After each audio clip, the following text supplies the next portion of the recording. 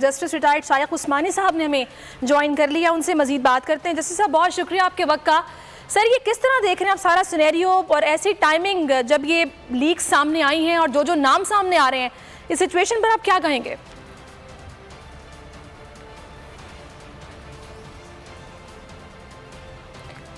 जी, justice retired शायक उस्मानी साहब ने हमें ज्वाइन किया। जस्टिस साहब, बहुत शुक्रिया आपके वक्त का। किस तरह देख रहे हैं सारी सूरत हाल को आप सर, और जिस टाइमिंग में ये लीक सामने आई हैं और जो नाम सामने आ रहे हैं, क्या कहेंगे आप? देखिए, ये तो मालूम है सबको कि पाकिस्तान में आमतौर से लोग जो हैं अपने पैसे बाहर रखते हैं मुल्क के। उसकी बहुत सी वजूहत हैं। एक तो लोगों को कोई ख़ास फेथ नहीं है अपने सिस्टम के ऊपर, तो वो समझते हैं अपनी प्रॉपर्टीज़ को, अपनी चीज़ों को बाहर रखना चाहिए। अब उसमें ये भी होता है कि कई लोग जिस तरह के कहते हैं कि बेईमानी से या चोरी से या रिश्वत के पैसे जो होते हैं वो क्योंकि मुल्क में अपने नहीं रख सकते तो वो बाहर जाके छुपाते हैं। तो ये एक तरीका चला आ रहा है, लेकिन सिर्फ ऑफशोर कंपनी का जो मकसद था हमेशा से, ये यूरोपियन वर्ल्ड में तो ये आम कॉमन चीज़ थी, वो ये था कि लोग अपने टैक्स बचाने के लिए पैसे बाहर रखते थे और उसमें गवर्नमेंट को फॉरेन कंट्री से कोई एतराज़ नहीं होता था।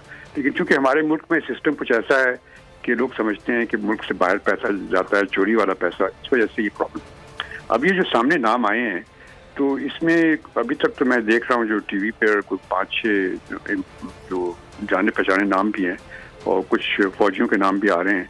अब यकीनन अब इसको देखना पड़ेगा, गवर्नमेंट को इन्वेस्टिगेशन करनी पड़ेगी। अच्छा जस्टिस साहब, अगर देखा जाए तो आपको याद होगा जब पैनामा का मामला था तो तकरीबन 400 से ज़ायद पाकिस्तानी थे जिनका नाम था, लेकिन उसमें जो सज़ा हुई वो सिर्फ बड़े मियाँ साहब को सज़ा हुई। ऐसे उस तरह इंक्वायरी देखी नहीं गई, बाकी जो नाम थे उनको इन्वेस्टिगेट वैसे नहीं किया गया। तो अब जब ये तकरीबन दर्जन से ज़ायद हैं ऐसे नाम जो कि नामी गरामी लोग हैं या जिनका हुकूमत से भी ताल्लुक़ है या रहा है, तो अब इन्वेस्टिगेशन करना और होना कितना ज़रूरी है इनके खिलाफ?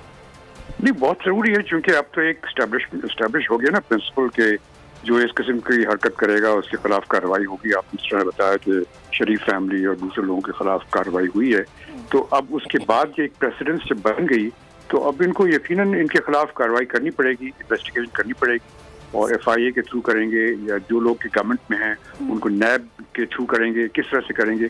अब ये एक हमारी इस हुकूमत के लिए एक बहुत बड़ा टेस्ट है। अच्छा, ये वो कर सकेंगे या नहीं कर सकेंगे। सही। अच्छा जस्टिस साहब, इसके कानूनी इम्प्लीकेशंस की अगर बात की जाए तो वो क्या हो सकती हैं? एक पब्लिक ऑफिसर होल्डर जो है और एक पॉलिटिशियंस है, अगर उन्होंने अपने असासे डिक्लेयर नहीं किए तो फिर इसकी कानूनी इम्प्लीकेशंस क्या हैं? इसकी तो वही यानी गलत बयानी की है उन्होंने। जब अगर डिक्लेयर नहीं किया अपने असासे तो वो गलत बयानी की है। अगर गलत बयानी की है तो फिर वो नाअहल होंगे, जो भी उनके पास ऑफिस है उसके लिए नाअहल होंगे, जो कि अभी इस्टेब्लिश हो गया प्रिंसिपल जो नवाज शरीफ वगैरह के केस में। तो अब ये टेस्ट जो है ना, ये गवर्नमेंट का बहुत बड़ा टेस्ट है। अच्छा, अभी तक तो वो उनका कॉन्सेंट्रेशन उनके ऊपर थी, लेकिन अब बहुत से लोग इनकी अपनी हुकूमत के लोग भी हैं। सही। अच्छा, एक पब्लिक ऑफिस होल्डर जो है उसके हवाले से तो आप बता रहे हैं कि उसको नाअहल किया जाएगा, और अगर एक आम बंदा है, एक आम बिजनेसमैन है, तो वो प्रोसीजर किस तरह चलेगा? कौन इन्वेस्टिगेट करेगा? कैसे होगा?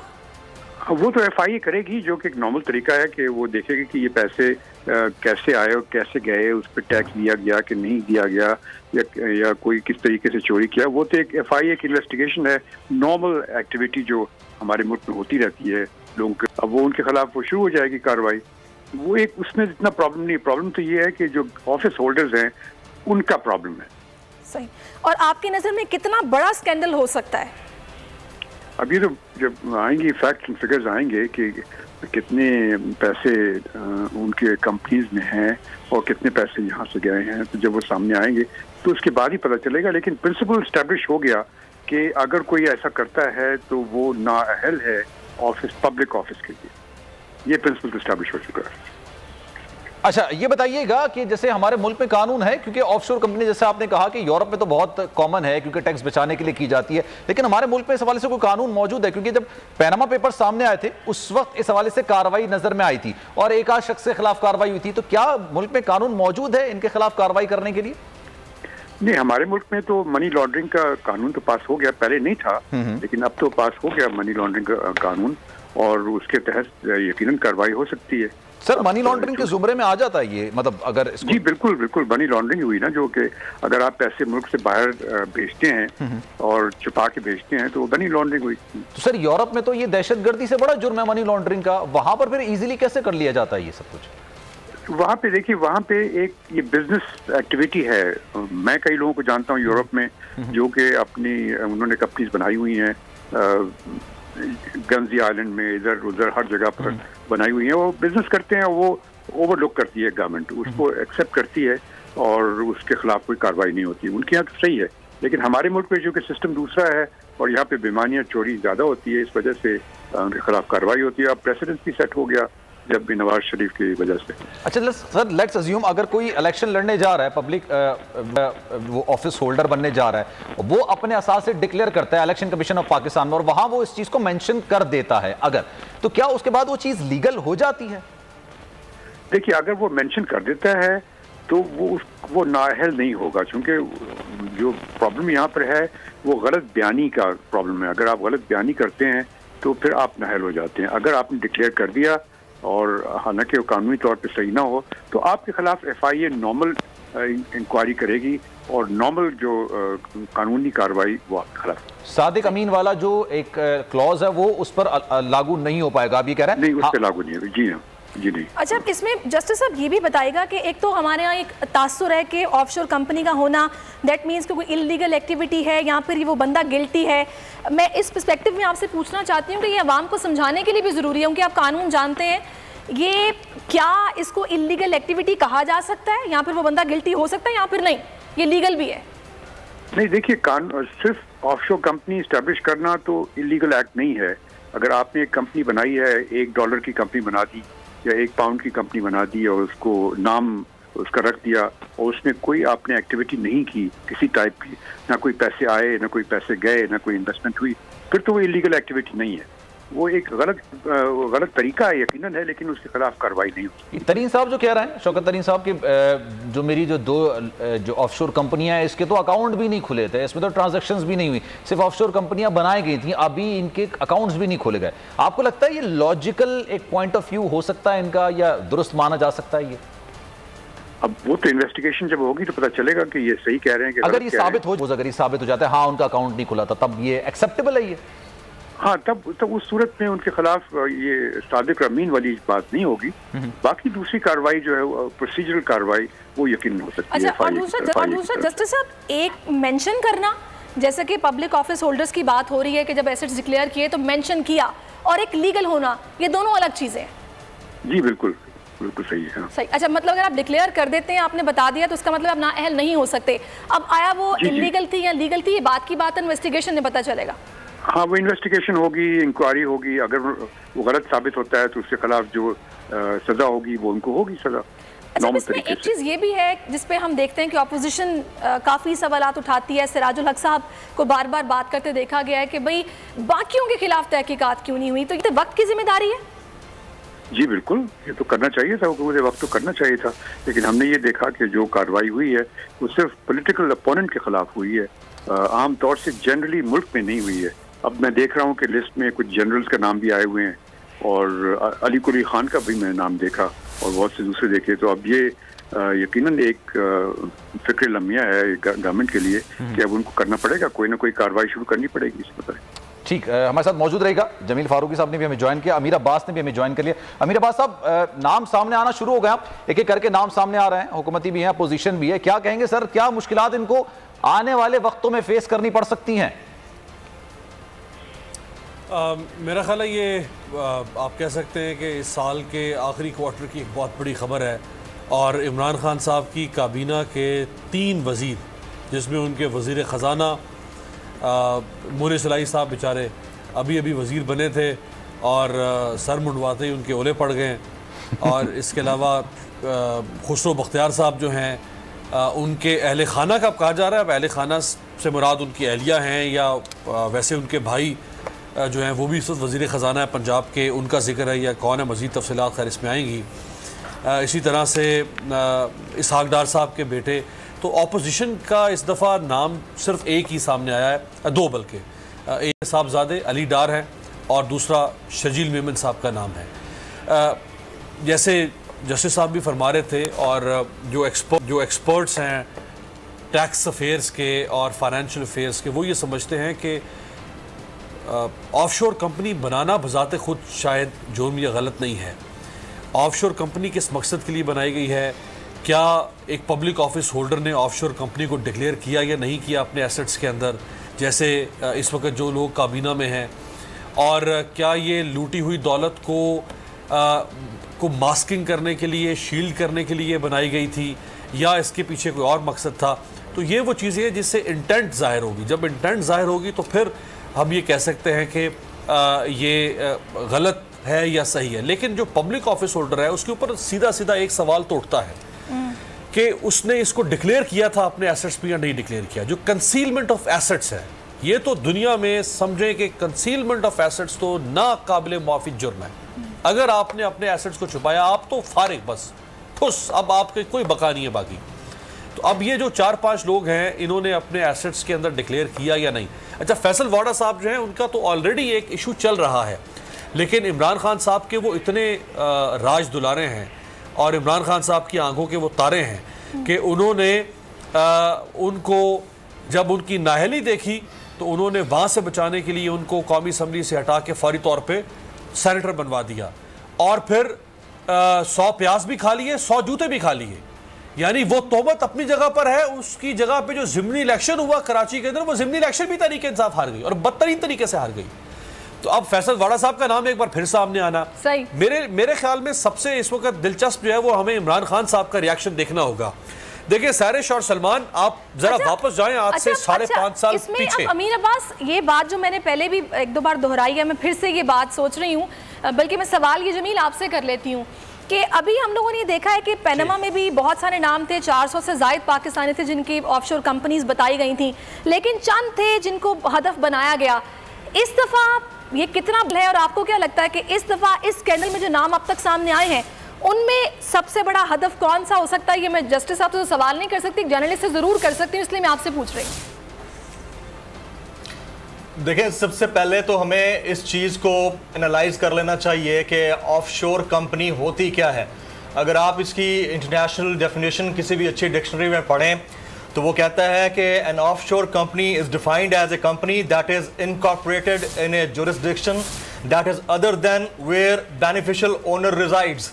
यानी ओनर उसका एक मुल्क में रह रहा हो, कंपनी दूसरे मुल्क में हो और उसके ज़रिए ट्रेडिंग होती हो। ट्रेडिंग किस नौइयत की है? अगर तो वो कंपनी डिक्लेयर्ड है और ट्रेडिंग लीगल हो रही है तो कंपनी बनाना जुर्म नहीं है। तमाम जितने भी लीगल एक्सपर्ट्स हैं वो समझते हैं कि कंपनीज बनाने का मसला नहीं होता, उसमें बिजनेसमैन बनाते हैं। ऐसे लोग होते हैं जिन्हें टैक्स बचाना होता है और बहुत जगहों पर कानून भी उनको छूट देता है तो बचाने के लिए करते हैं। बहुत सारे ऐसे लोग हैं जिनके कॉर्पोरेट बिजनेसेस हैं, वो करते हैं, वो रिडार पे नहीं आते। रिडार पे कौन आएगा? रिडार पे वो आएगा जिसका पॉलिटिकल इन्फ्लक्स ज्यादा है, जिसको पॉलिटिकल डेंट लग सकता है। माजी में भी 2015 में आपको याद होगा जिस वक्त ज़ैतूशे ज़ायतोंग से एक नामालूम शख्स ने राब्ता किया था मोज़ैक फोंसेका से और उसके बाद वो दस्तावेज़ात ICIG को भेज दी गई थी और फिर बाद में पनामा पेपर्स के नाम से एक मशहूर पेपर्स आए और उसका सबसे बड़ा डेंट पाकिस्तान में सैकड़ों अफराद थे, लेकिन उनमें से एक शख्स को लगा और उनके ख़ानदान को लगा और वो थे मियाँ नवाज शरीफ साहब। और एक केस चलता चलता आया और एक तारीख पर जाकर जब जुडिशल कमीशन भी नहीं बन पा रहा था, मियाँ साहब कौमी असम्बली में खड़े होकर खिताब करते थे तो उनकी बातों के मसाइल मामलात भी सामने आते जा रहे थे। और फिर एक पॉइंट ऐसा आया कि जुडिशल कमीशन भी बन गया लेकिन उसकी तफसीलात सही तरीके से सामने नहीं आ रही थी। और फिर वाजिद इजाज साहब का मामला आया और फिर बिलाखिर 28 जुलाई 2017 को अदालत उज़्मा, पाकिस्तान की अदालत उज़्मा ने नवाज शरीफ साहब को यह डिक्लेयर कर दिया था कि he was involve in that और फिर उन्हें छोड़ना पड़ा सारा कुछ। तो ये सारी सिचुएशंस जो हैं इनमें जो सबसे ज्यादा डेंट लगता है वो पॉलिटिकल फिगर्स को लगता है। आज सुबह मैंने एक ट्वीट किया था और उसके ऊपर रिएक्शन बड़ा आया और ट्वीट किया था कि इमरान खान साहब हमारे प्राइम मिनिस्टर हैं, उनको इस सारी सिचुएशन से नुकसान पहुंचे ना पहुंचे, लेकिन उनके इर्द गिर्द मौजूद जो फ्यूडल लॉर्ड्स का और ऐसा टोला जिनके बिजनेसेस हैं बाहर, उनको ये डेंट पहुंच सकता है। अभी आप देख लीजिए बहुत सारे लोगों के नाम आए हैं, लेकिन सबसे ज्यादा जो डिस्कशन हो रही है वो किसकी हो रही है, वो आपके और हमारे सामने है। यानी लूजिंग एंड पे शायद पीएमएलएन भी नहीं है, शायद पीपल्स पार्टी भी नहीं है, शायद बिजनेस पर्सनैलिटीज भी नहीं है, शायद कॉर्पोरेट मीडिया एंटिटी ओनर्स भी नहीं है, लेकिन खान साहब के इर्द गिर्द ताल्लुक रखने वाले लोग हैं। सिर्फ 2 नाम है जो कि ऑपोजिशन की तरफ से हैं, और बिल्कुल आपने ठीक कहा है कि इर्द गिर्द जो वज़ीर आज़म के हैं उनमें से बेशतर लोग हैं जिनके नाम है दर्जन से ज़ायद हैं। मैं उसामा आपकी तरफ आऊंगी, मुझे ये बताइएगा, फिर वही सवाल है ना कि बार बार हम लोग इस पर सवाल जवाब होते हैं, जर्नलिस्ट सवाल भी करते हैं, लेकिन अब ये नहीं मालूम कि जो पैसा था या जिस मकसद के लिए, पर्पस के लिए ऑफशोर कंपनी बनाई गई वो लीगल था या इलीगल था, ये इन्वेस्टिगेशन के बाद ही साबित होगा। लेकिन फिर ये क्यों कहा जा रहा है अभी से ही कि चोर की दाढ़ी में तिनका, वजाहतें दी जा रही हैं, एक आप सवाल भी उठा रहे हैं, आप देख रहे हैं किस तरह मीम्स बन रही हैं, ट्वीट किए जा रहे हैं कि घबरा तो नहीं रहे आप लोग, तो वजाहत तो फिर वो देंगे ना। देखिए, पहली चीज़ तो ये है कि हमने देख लिया कि अक्रॉस द बोर्ड जो भी हमारे पाकिस्तान में उमरा हैं, जिनके पास दौलत है, ज़ाहिर है उसी ने ऑफशोर कंपनी बनाई है, जिसके पास एक ज़्यादा दौलत है। ये कोई गरीब आदमी या मुतवस्सित तबके की या मेरी नज़र में एक अमीर आदमी भी जिसको आप कहेंगे उसकी भी नहीं है, ये बहुत अमीर लोग जितने भी हैं उनकी ऑफशोर कंपनियाँ हैं। बाकी जिस तरह से अभी बात हो रही थी, मेरे कुलीग जमील फारूकी भी कह रहे थे कि ऑफशोर कंपनी को देखना होगा। अब 444 कंपनियां पहले सामने आई थी पनामा में, उसमें भी इसी तरह बहुत से लोगों के नाम थे, लेकिन ज़्यादा हाईलाइट हो गया मामला मियां नवाज शरीफ और उनके ख़ानदान का, क्योंकि वो उस वक्त वज़ीर आज़म थे। फिर जिस तरह की उन्होंने स्टेटमेंट्स देना शुरू की, जिस तरह से फिर चीज़ें आगे बढ़ी, वो झूठ पर झूठ बोलते चले गए, केस सुप्रीम कोर्ट तक पहुँचा और फिर उनकी नाअहली हुई, फिर केसेस चलते रहे और वो आज तक सामने मामला है। लेकिन इसके साथ 444 जिस तरह से टोटल लोग थे, उनका क्या हुआ? क्या उनको कुछ बन सका? अब वही बात जमील फारूक ने कहा, तो डिक्लेयर्ड है, अगर उस पर आपने टैक्स पे किया हुआ है, यहाँ से पैसा आप लीगली बाहर लेकर गए हैं, तो सारी दुनिया में ऑफशोर कंपनियां बनी हुई हैं और इस तरह से काम हो रहा है। अब ये ज़रूर डिबेट है कि इमरान खान साहब कहते हैं कि जी ये गरीब मुल्कों का पैसा है, अमीर मुल्कों में ले जाया गया है, इसको रोका जाए, ये नहीं होना चाहिए, तो इस पर प्रॉपर इन्वेस्टिगेशन होनी चाहिए। ऑफशोर कंपनियां बाज़ का टैक्स एवेजन के लिए बनाई जाती हैं। टैक्स एवेजन इस तरह के, जी एक मुल्क में ऑफशोर कंपनी है, वहाँ पर टैक्स आपने अदा कर दिया, वहाँ टैक्स कम है, और उस कंपनी के तहत आप दूसरे मुल्क में काम कर रहे हैं, या आपने बेनामी रखा हुआ मामला छुपाने के लिए, तो ये हर एक की एक इन्वेस्टिगेशन होनी चाहिए। लेकिन इन्वेस्टिगेशन का कोई डॉक्यूमेंट्स कहे जा रहे हैं, असर भी तो निकले ना। 2015 की जब बात कर रहे हैं, जब पैनामा पेपर सामने आए थे, उस वक्त इन्वेस्टिगेशन नवाज शरीफ साहब के खिलाफ हुई थी, क्योंकि वो वजीर आजम थे और लूजर थे, क्योंकि नवाज शरीफ साहब की कंपनियां निकल आई थी। यहां पर अगर हुकूमत के लोगों की कंपनियां निकल कर आई हैं, तो उसमें इमरान खान साहब का नाम तो अभी तक शामिल नहीं है, यहाँ सामने नहीं आ पा रहा है, वजीरों के या उनके करीबी लोगों के नाम सामने आ रहे हैं। तो आपको लगता है इतना बड़ा मवाजना हो सकता है नवाज हुकूमत का और इमरान हुकूमत का? क्योंकि इमरान खान साहब का बजाते खुद नाम नहीं है, नवाज शरीफ साहब का खुद नाम सामने आ रहा था, और उस वक्त भी इन्वेस्टिगेशन में सिर्फ एक आध को सजा मिली थी, इसके अलावा कुछ नहीं हुआ।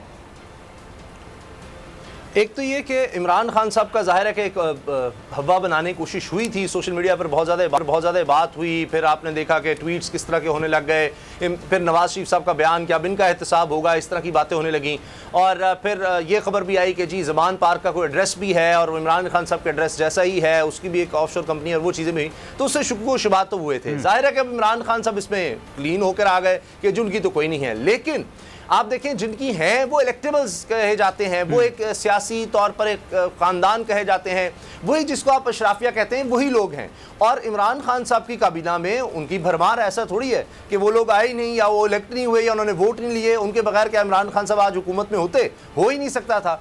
तो ये अब देखना चाहिए साफ, अब इमरान खान साहब पर इस लिहाज से ज़्यादा जिम्मेदारी है कि अब तो वो हुकूमत में है, और जिस तरह भी हो सकता है, चाहे वो FIA है, चाहे वो नैब है, जिस तरह से पहले भी नैब की बात आई थी कि क्या उनमें कैपेसिटी है, FBR है, अब माशाल्लाह हमारे वज़ीर ख़जाना साहब की तो अपनी ऑफशोर कंपनी आ गई है, तो क्या FBR इस तरह से करेगा, FIA प्रॉपर करेगा, नैब करेगा? अब इसमें यह भी है कि इसाक डार साहब के बेटे की भी तो है, उन लोगों की भी, शर्जील मेमन साहब की भी तो है, तो इसमें क्रॉस है सारे, पीपल्स पार्टी, नून लीग, PTI, आप हमारे दिफाई इदारों में देख लें, साबिक जनरल्स हैं। लेकिन एक सर सियासी सवाल हो जाएगा, इसलिए मैं आपसे बात भी करूंगा सियासी सवाल, लेकिन जिन वजीरों की, मुशीरों की या कैबिनेट मेंबर्स की ऑफशोर कंपनियां निकल कर आई हैं, चलें कानूनी मामलात अलग जगह, लेकिन इखलाकी मवाद या इखलाकी अब फर्ज क्या हो सकता है? शेख साहब ये बताइएगा, क्या लगता है कि ये इनको रिजाइन करना चाहिए या फिर इनके खिलाफ जब कार्रवाई होगी तभी रिजाइन होता है? वैसे हमारे सियासत में इखलाकियात वाली कोई बात होती तो नहीं है। ये आप मुझसे पूछ रहे हैं? जी जी सर, आपसे पूछा। हाँ जी जी, देखिए अब बात यह है कि चूंकि इस पे काफी मीडिया हाइप हो चुका है, पिछले 3 साल से हम देख रहे हैं, तो सही तो यही होगा कि जिन जिन हजरात के नाम आए हैं और जो कि गवर्नमेंट में ऑफिस होल्डर्स हैं या मेंबर ऑफ पार्लियामेंट हैं, उनको चाहिए, इखलाकी तौर पर उनको चाहिए कि उनको फौरन रिज़ाइन कर देना चाहिए। रिज़ाइन करके उसके बाद उनको अपने आप को ऑफर करना चाहिए इंक्वायरी के लिए। तो उस सूरत में तो शायद कुछ बचत हो जाए, लेकिन अगर वो नहीं करते हैं तो उस सूरत में फिर उनके खिलाफ कार्रवाई नैब की तरफ से करनी पड़ेगी, चूंकि वो गवर्नमेंट में है, और अगर वो गवर्नमेंट में नहीं है तो फिर FIA की तरफ से इंक्वायरी करनी पड़ेगी। अच्छा, अब ये सिचुएशन, बहुत शुक्रिया जस्टिस शाइक उस्मानी साहब, आप हमारे साथ मौजूद रहे। अब ये अमीर अब्बास सिचुएशन बड़ी अजीब सी हो गई है, क्योंकि नैब ने कार्रवाई करनी है, नाम ज़्यादा जो सामने आ रहा है से डायरेक्टली इनडायरेक्टली लिंक्ड में है लोग, और पहले ही कहा जाता है कि नैब न्याजी गठजोड़ की जो बातें अपोजिशन करती है। तो अब सिचुएशन बनेगी क्या? आप किस तरह इदारा तहकीक करेगा, या फिर पहले की तरह आपको लग रहा है कि अब भी उस तरह तहकीकात नहीं हो पाएंगी? और एक और इसके साथ ही मैं आपसे पूछ लूं, क्या अब भी हम सुनेंगे वानों से ये है वो जराए, ये जुमला हम सुना करते थे, क्या अब भी सुनने को मिलेगा? देखिए सरिश, आज से ज़रा 5.5 साल पीछे चलते हैं, जब अप्रैल 2016 में पैनामा स्कैंडल आया और नवाज शरीफ साहब के और उनके ख़ानदान का नाम उस पैनामा स्कैंडल में सामने आया, तो इमरान खान साहब लठ लेकर नवाज शरीफ और उनके ख़ानदान के पीछे पड़ गए कि इस्तीफ़ा दो और घर जाओ। अगर तुम इस्तीफ़ा नहीं दोगे, घर नहीं जाओगे, तो हम मुल्क में लॉकडाउन करेंगे। आज हम जिस महीने में बैठे हैं, अक्टूबर 2021 में, आज से ठीक 5.5 साल पहले 5 साल पहले अक्टूबर 2016 में इमरान खान साहब ने, अगर आपको याद हो तो, पूरे मुल्क में लॉकडाउन शुरू कर दिया था। 2 अक्टूबर की शायद बात थी, और उन्होंने हर शहर को बंद करने की कोशिश की थी। वो इस्लामाबाद भी पहुंचे, उन्होंने मोटरवे को बंद करने की कोशिश की, और उस वक्त निसार अली खान जो इंटीरियर मिनिस्टर थे नवाज शरीफ साहब के, उन्होंने मोटरवे पर मट्टी के ढेर लगा दिए। अमीर अब्बास साहब मेरे साथ मौजूद रहेगा, एक ब्रेकिंग शामिल करते हैं, फिर आपकी तरफ इस तरफ वापस आएंगे। वजीर आज़म इमरान खान ने ट्वीट, और इमरान खान ने पेंडोरा पेपर्स का खैरमकदम भी किया है। पेंडोरा पेपर्स ने अशराफिया की नाजायज दौलत को बेनकाब किया है। नाजायज दौलत टैक्स चोरी और बदउनवानी के जरिए जमा की जाती है। वजीर आज़म इमरान खान ने ट्वीट किया है, पेंडोरा पेपर्स में जो नाम सामने आया है उनका खैर मकदम किया गया है, लेकिन अहम सवाल यह है कि जिनके नाम सामने आए हैं, जो उनके कैबिनेट मेंबर्स के हैं, क्या उनके खिलाफ कोई कार्रवाई की जाएगी? लेकिन अभी जो हम आपसे जिक्र कर रहे हैं वो ये है कि ट्वीट इमरान खान साहब का सामने आ गया है, उन्होंने खैर मकदम किया है इस चीज़ का, और इसके अलावा उन्होंने कहा है कि जो ये नाम सामने आए हैं वो नाजायज दौलत, टैक्स चोरी और बदउनवानी के जरिए जमा की जाती है रकम, और उन लोगों के नाम सामने आए हैं। वापस जनाब ट्रांसमिशन की तरफ वापस आते हैं। अच्छा अमीर अब्बास, ये बताइएगा, हम अक्सर, आप जो जिक्र कर रहे थे, बड़ी दिलचस्प बात, इमरान खान साहब जब अपोजिशन में थे जो बातें कहते थे, अभी तक जो बातें हो रही हैं, अक्सर और बेशतर वो बातें, वो दावे उसके उलट होते हैं। अब जब उनके कैबिनेट मेंबर्स, उनके वजीर, उनके करीबी लोगों के नाम सामने आ रहे हैं, जो आप लॉकडाउन की बात कर रहे थे कि नवाज शरीफ साहब इस्तीफा दें, ये करें, वो करें, क्या आपको लगता है कि अब उनके खिलाफ कार्रवाई होगी? क्योंकि डॉलर महंगा होता है तो फिर आप समझ सकते हैं कौन चोर है, चीनी महंगी होती है, बिजली महंगी होती है तो आप समझ सकते हैं कोई चोर है, लेकिन आज वो भी हो रही है और नाम भी सामने आ गए, तो अब क्या होगा? देखिए, अभी तक तो सलमान, इमरान खान साहब ने इस सिलसिले में शदीद मायूस किया है कि वो अपने ही तय करदा उसूलों के बरखिलाफ काम करते रहे। जैसे पहले फैसल वाडा साहब का मैं जिक्र कर रहा था कि फैसल वाडा साहब के ऊपर एक तो ये कि झूठ बोलने का इल्ज़ाम है उन पर कि उन्होंने अपनी नेशनैलिटी को छुपाया जब वो अपने कागजात नामजदगी जमा करवा रहे थे। इमरान खान साहब ने उनको नहीं ओहदे से हटाया उस वक्त तक जब तक वो नाअहल होने की उनके ऊपर तलवार लटक रही थी। फिर फैसल वाडा साहब के खिलाफ कंसीलमेंट ऑफ एसेट्स का एक इल्ज़ाम लगा। इमरान खान साहब ने उनसे कोई बाज़पुरस नहीं की, कोई उनके खिलाफ केस नहीं चला। इसी तरह से और बहुत सारे लोग उनकी हुकूमत में जिनके ऊपर मुख्तलिफ तरह के इल्ज़ामात लगे, जिसमें ज़रताज गुल साहिबा का अगर आप शुरू में याद करें, उन पर इल्ज़ाम लगा कि उन्होंने अपने इख्तियार का इस्तेमाल करते हुए अपनी हमशीरा को नवाजने की कोशिश की। आज़म सवाती उनके एक वज़ीर, इन्हीं की हुकूमत के दौरान उनके ऊपर इल्ज़ाम लगा कि उन्होंने एक गरीब ख़ानदान के ऊपर यहाँ इस्लामाबाद के अंदर उस पर रियासती ताकत का इस्तेमाल झोपड़ियों का आप जिक्र कर रहे हैं ना, उनके ऊपर तशद्दुद करेंगे। जी जी जी, और उनको फिर साकिब निसार साहब का वो ज़माना था और साकिब निसार साहब की वजह से उनको आर्जी तौर पर हटाया गया।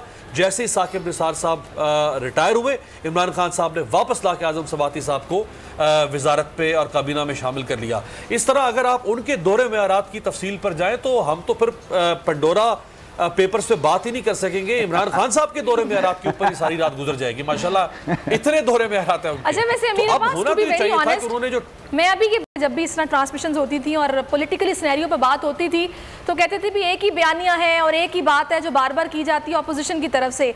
लेकिन आज जब ये धमाका हो गया ना, इसके बाद मुझे लगता है कि पॉलिटिकली अगर देखा जाए तो काफ़ी मवाद नहीं मिल गया अपोजिशन को, क्योंकि अब वो मीडिया टॉक, प्रेस कॉन्फ्रेंस जल्द से सड़कों पर आने के अलावा ये मोर देन इनफ है शायद उनके लिए। इतने सारे नाम है जो आ गए। वैसे हाँ, ऑपोजिशन के 2 नाम तो हैं इसमें। नहीं मैं गवर्नमेंट के लोगों की बात कर रही हूँ, बात करने के लिए उनके पास काफी चीजें आ गई हैं। जी जी जी बिल्कुल जाहिर बात है। आप देखें ये एक तस्वीर आप अभी चला रही हैं अली जहांगीर सिद्दीकी साहब, इन पर जरा मुनाफकत देखें इमरान खान साहब की। अली जहांगीर सिद्दीकी साहब को सफीर लगाया गया PMLN के जमाने में पिछले। इमरान खान साहब के इंफॉर्मेशन सेक्रेटरी थे उस वक्त फवाद चौधरी साहब, जो आज इंफॉर्मेशन मिनिस्टर हैं, उन्होंने बाकायदा तौर पर PTI के लेटर एक यानी एहतजाज रिकॉर्ड करवाया कि अली जहांगीर सिद्दीकी साहब, कमल शौज़ा साहब ने भी हमें साहिबा ने अभी ज्वाइन किया है, पाकिस्तान तहरीक इंसाफ की रहनुमा है, उनसे उनका मौकिफ ले लेते हैं फिर आपकी तरफ वापस आएंगे। कमल साहिबा बहुत शुक्रिया बोल न्यूज़ के लिए वक्त निकालने के लिए। क्या कहेंगे अभी जो नाम सामने आ रहे हैं इसमें पाकिस्तान तहरीक इंसाफ के लोग भी शामिल हैं, तो अब जो इंसाफ का मेयार है वो 2018 से पहले वाला ही होगा या कोई नया हो सकता है?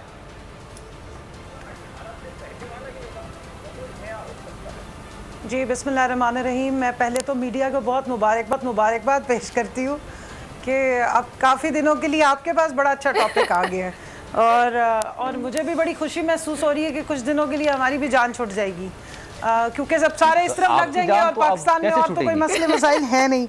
बहरहाल ऑन अ सीरियस नोट देखिए 4-5 चीज़ें हैं, 4-5 पॉइंट्स हैं जो मैं पहले बयान करना चाहती हूँ और उसके बाद आपने सवाल किया उसका जवाब देना चाहती हूँ। जी जी बल्कि मैं कहती हूँ स्टार्ट इधर से करती हूँ कि पाकिस्तान तहरीक इंसाफ और वज़ीर आज़म पाकिस्तान इमरान खान का जो एहतसाब का बयानिया है मैं उसको 100% इंडोर्स कर रही हूँ और आपको क्लियरली बता रही हूँ, आपके तवस्सुत से सारी आवाम को बता रही हूँ कि जिसका भी नाम आया है, अभी तो खैर ये लीगल डॉक्यूमेंट नहीं बनता, लेकिन लीगली जिस वक्त इसकी तमाम फोरम्स पे जांच पड़ताल होगी और जो भी कोई कसूरवार ठहरेगा वो एहतसाब से नहीं बचेगा अक्रॉस द बोर्ड। अब थोड़ा सा मैं इसका टेक्निकल जो है वो बयान कर दूँ। देखिए ऑफशोर कंपनी निकलना गलत बात नहीं है, क्योंकि पूरे दुनिया में लोग ऑफशोर कंपनीज बनाते हैं ट्रेडिंग करने के लिए और भी। सबसे इम्पॉर्टेंट ये है कि ऑफशोर कंपनी में पार्क क्या है, क्या रखा हुआ है, उसमें कितना पैसा है और वो पैसा जो है वो गया कैसे है। मुल्क के लीगल ज़राए से गया है, डिक्लेयर्ड मनी थी, इजाज़त लेके कोई बिजनेसमैन लेके जाए तो 100 दफ़ा उसका पैसा वो ले जा भी सकता है और वहाँ से ला भी सकता है। क्या वो अपने मनी ट्रेल दे सकते हैं, कोई मनी लॉन्ड्रिंग तो नहीं हुई है, ये बेसिक सवालात है। ऑफशोर कंपनी को बदनाम नहीं करना चाहिए। ऑफशोर कंपनी के अंदर क्या है और वो क्या रखा है और कैसे रखा है, वो सबसे ज़्यादा इम्पॉर्टेंट चीज़ है और इसी पे मेरे ख्याल में सारी डिबेट होनी चाहिए। और जो सबसे इम्पॉर्टेंट है कि तमाम इदारे यही चीज़ें कि किसने किस वक्त क्या डिक्लेयर किया है या नहीं किया। देखें आप, अब जब मैंने ज्वाइन किया तो अली जहांगीर साहब के बारे में भी बात हो रही थी और लोगों के बारे में भी बात हो रही थी। बिजनेसमैन सारी दुनिया में कमाते हैं और अगर अपनी हुकूमत के सामने या जो, लेकिन वो बिजनेसमैन हुकूमत का हिस्सा नहीं होने चाहिए। इमरान खान साहब का ये मौक़िफ़ हमेशा से था। इन्वेस्टमेंट लाने के लिए लेके जाते हैं तो उसमें कोई हरज नहीं, ठीक है, लेकिन वो हुकूमत का हिस्सा नहीं होना चाहिए। इल गॉटन मनी है, इलिसिट तरीके से कमाई गई और इलिसिट तरीके से ले जाई गई, वो सबसे इंपॉर्टेंट है और उस पर सारी डिस्कशन होनी चाहिए। ये भी सेकंड नंबर पर आता है, पहले नंबर पर ये आता है जो बिजनेस कर रहा है, क्या वो हुकूमत का हिस्सा हो सकता है? मैं जरा ये लगा लूं कानों में। अच्छा कमल साहिबा, अभी उन तक हमारा सवाल उस तरह जा नहीं पा रहा, लेकिन अब देखना यहाँ पर ये है कि अब जैसे कि कमल साहिबा ने बोला कि ऑफशोर कंपनी होना या बनाना ये कोई इलीगल एक्टिविटी नहीं है, यहाँ पर कोई ऐसा अमल नहीं है जो कि जिसको हम कहें कि भाई ये गलत है, क्रिमिनल एक्ट है, ऐसा कुछ नहीं है। लेकिन जब डॉक्यूमेंट्स आएंगे, तफसीलात आएंगी तो पता चलेगा कि जिसने पैसा रखा या नहीं, क्या वो लीगल मनी था या लीगल प्रोसीजर को फॉलो किया गया या नहीं किया गया। यहाँ पर कमल साहिबा अब हम ये देखते हैं कि अपोजिशन के जब अपने ही केसेस होते हैं तो वो उसमें भी इदारों की कारकर्दगी पर सवाल उठाते हैं। नैब की अगर बात की जाए, क्योंकि इसमें जो ये अकाउंटेबिलिटी ब्यूरो है, यहाँ पर फेडरल इन्वेस्टिगेशन ब्यूरो, इन्होंने काम करना है ना, वो इन्हीं पर सवाल उठाते हैं। और जब आपके अपने लोगों पर ये कंपनीज जो जिनका इल्ज़ाम आ रहा है यहाँ पर ये हैं, तो वो किस तरह इसको मानेंगे? वो तो भी डिनाई करेंगे ना फैक्ट्स और इन सारी प्रॉबिंग को।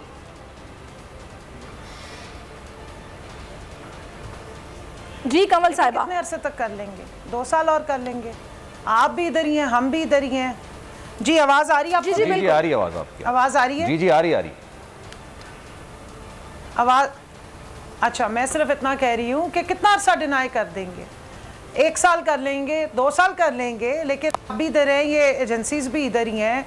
और हुकूमत जो है वो आपको पता है कि जो ट्रेजरी बेंचेस पे होते हैं वो हर वक्त के लिए तो एल्फी लगा के नहीं चिपके होते ना, इसलिए जो हकाइक होते हैं वो सामने। और अगर किसी ने इतनी इम्पॉर्टेंट, ये ICIJ वालों ने अगर ये सारी इंफॉर्मेशन दी है तो वो फर्दर भी इन्वेस्टिगेशन करके बता देंगे कि क्या था और क्या नहीं था। अच्छा। लेकिन सबसे ज़्यादा ज़रूरी है, अब देखिए जैसे जो मिनिस्टर साहब हैं, फाइनेंस मिनिस्टर, 1 मिनट दीजिएगा, फाइनेंस मिनिस्टर साहब की 2014-15 में ये ऑफशोर कंपनी बनाई गई, क्योंकि बिन लादेन कंपनी, मेरी अभी उनसे बात हो रही थी आपके प्रोग्राम में आने से पहले, बिन लादेन ग्रुप को वो अपना सिल्क बैंक यहाँ पे ले रहे थे, उसको इन्वेस्टमेंट के लिए वो यहाँ लाना चाहते थे। लेकिन ऑफशोर कंपनी बनाने के बाद कराची में कोई धमाका हो गया, उसके बाद बिन लादेन कंपनी ने रिफ्यूज कर दिया कि हम कोई इन्वेस्टमेंट नहीं करेंगे, तो अब उस ऑफशोर कंपनी में कुछ भी है नहीं, कोई ट्रांजैक्शन हुई नहीं है। ऑफशोर देखिए कंपनीज तो हम भी लिस्टेड कंपनीज भी हैं, SCCP में भी लोग, कंपनी बनाना कोई मसला नहीं होता।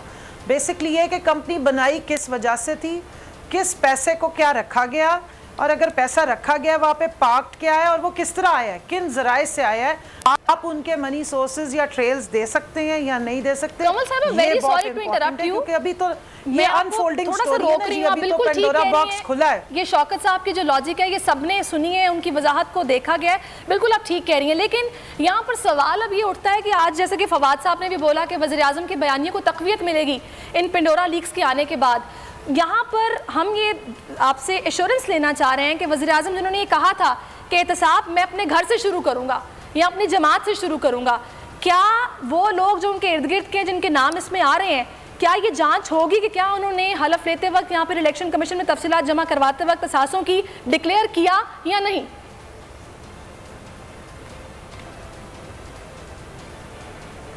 देखिए, आज़म सवाती साहब के ऊपर इल्ज़ाम आए, वो स्टेप डाउन किया, 6 महीने उन्होंने अपने आप को क्लियर किया, फिर वो वापस आए।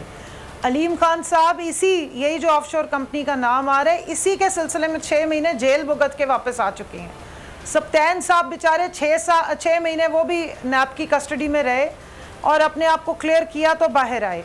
इसी तरह बाबर रवान साहब ने अपने आप को क्लियर किया तो वापस आए। तो ये मैंने तो आके जो स्टार्ट किया मेरा वो मैंने प्राइम मिनिस्टर के बयानिए को इंडोर्स किया, जाहिर है उन्होंने ये बात कही है तो मैं इंडोर्स करी हूं। मैं अपने बिहाफ पे तो बात नहीं कर रही। मैं थोड़ा सा आपको रोकूंगी, मैंने जो आपसे सवाल किया उसके जवाब में मिल भी गया है, ना हो थोड़ा सा अपने आप को क्लियर कराना पड़ेगा। एक ब्रेकिंग न्यूज आई है, ब्रेकिंग न्यूज़ है, पेंडोरा लीक्स पर वज़ीर-ए-आज़म इमरान खान ने इजलास तलब कर लिया है और वज़ीर-ए-आज़म की ज़ेर सदारत इजलास कल होगा। पेंडोरा लीक्स में हुकूमती शख्सियात के नामों पर गुफ्तगू होगी और वज़ीर-ए-आज़म मामले पर मज़ीद तहकीक़ात के हवाले से हिदायत देंगे। ऑफशोर कंपनियां रखने वालों से जवाब तलब किया जाएगा। वज़ीर-ए-आज़म इमरान खान ने कल ये इजलास तलब कर लिया है और ये इजलास कल उनकी ज़ेर सदारत होगा। पेंडोरा लीक्स में हुकूमती शख्सियात के नामों पर बात होगी और वज़ीर-ए-आज़म मामले पर मज़ीद तहकीक़ात के हवाले से हिदायत देंगे। ऑफशोर कंपनियां रखने वालों से जवाब भी तलब किया जाएगा। कल इमरान खान साहब ने ये इजलास तलब कर लिया है। गुफ्तगू का सिलसिला आगे बढ़ाते हैं।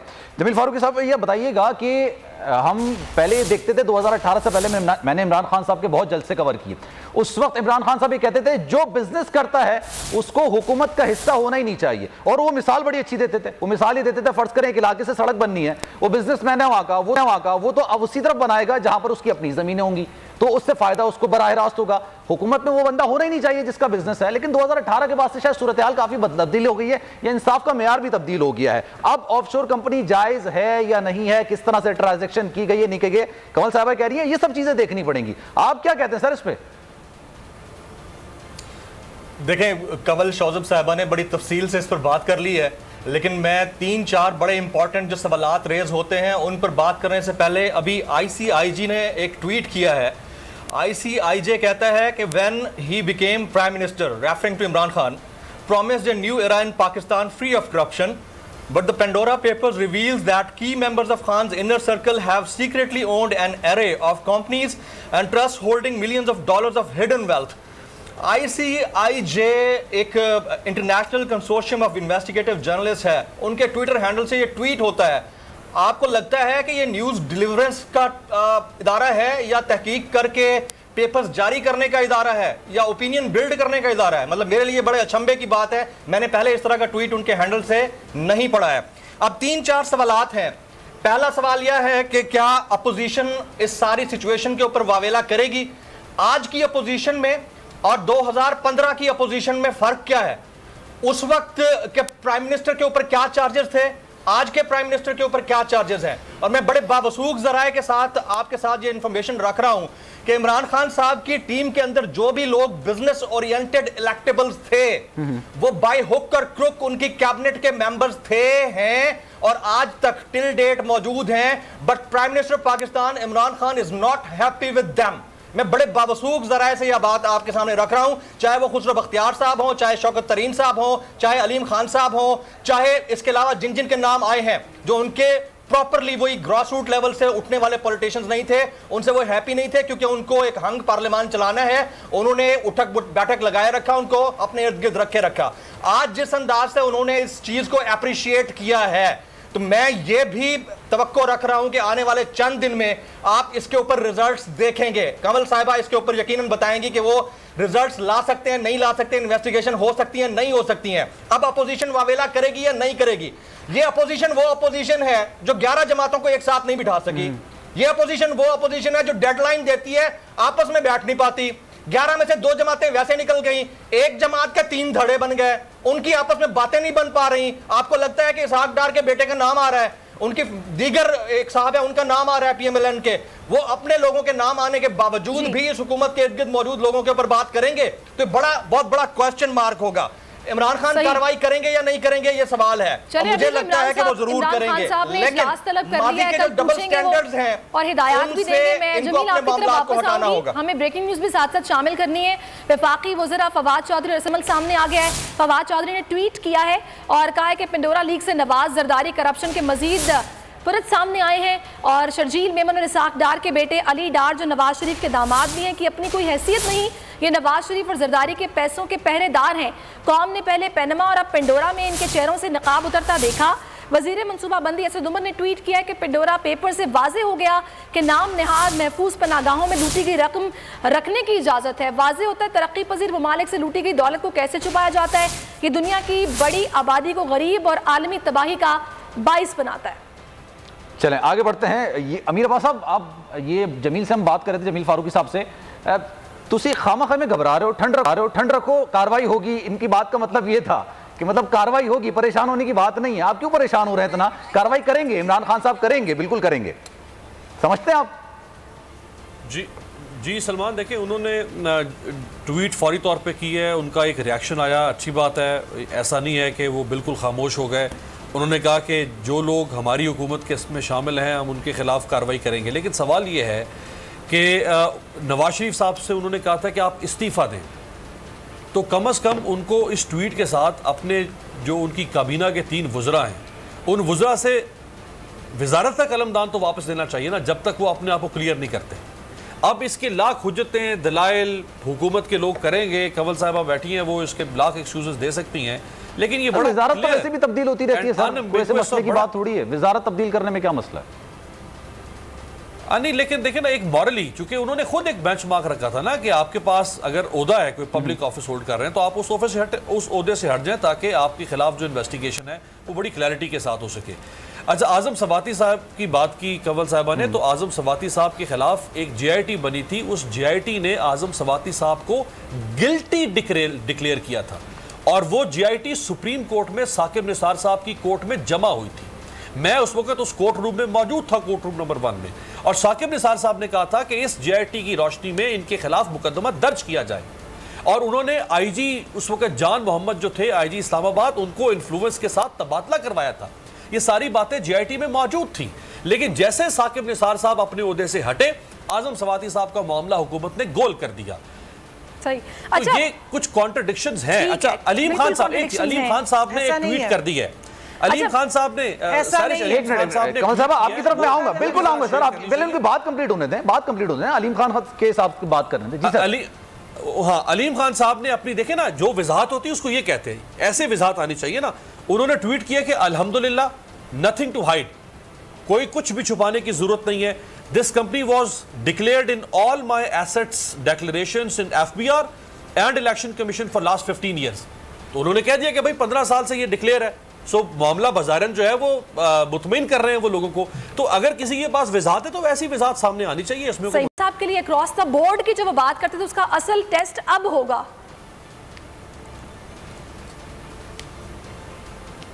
जी कमल साहब. अच्छा देखिए, पहले आपने कहा कि वज़ीर-ए-आज़म साहब कहते थे कि बिजनेसमैन नहीं होने चाहिए. जी जी, मैं जवाब, आवाज़ आ रही है आपको मेरी? जी आ रही है आपकी आवाज़, थोड़ा डिले है, आप कंटिन्यू करें. आवाज़ आ रही है आपको?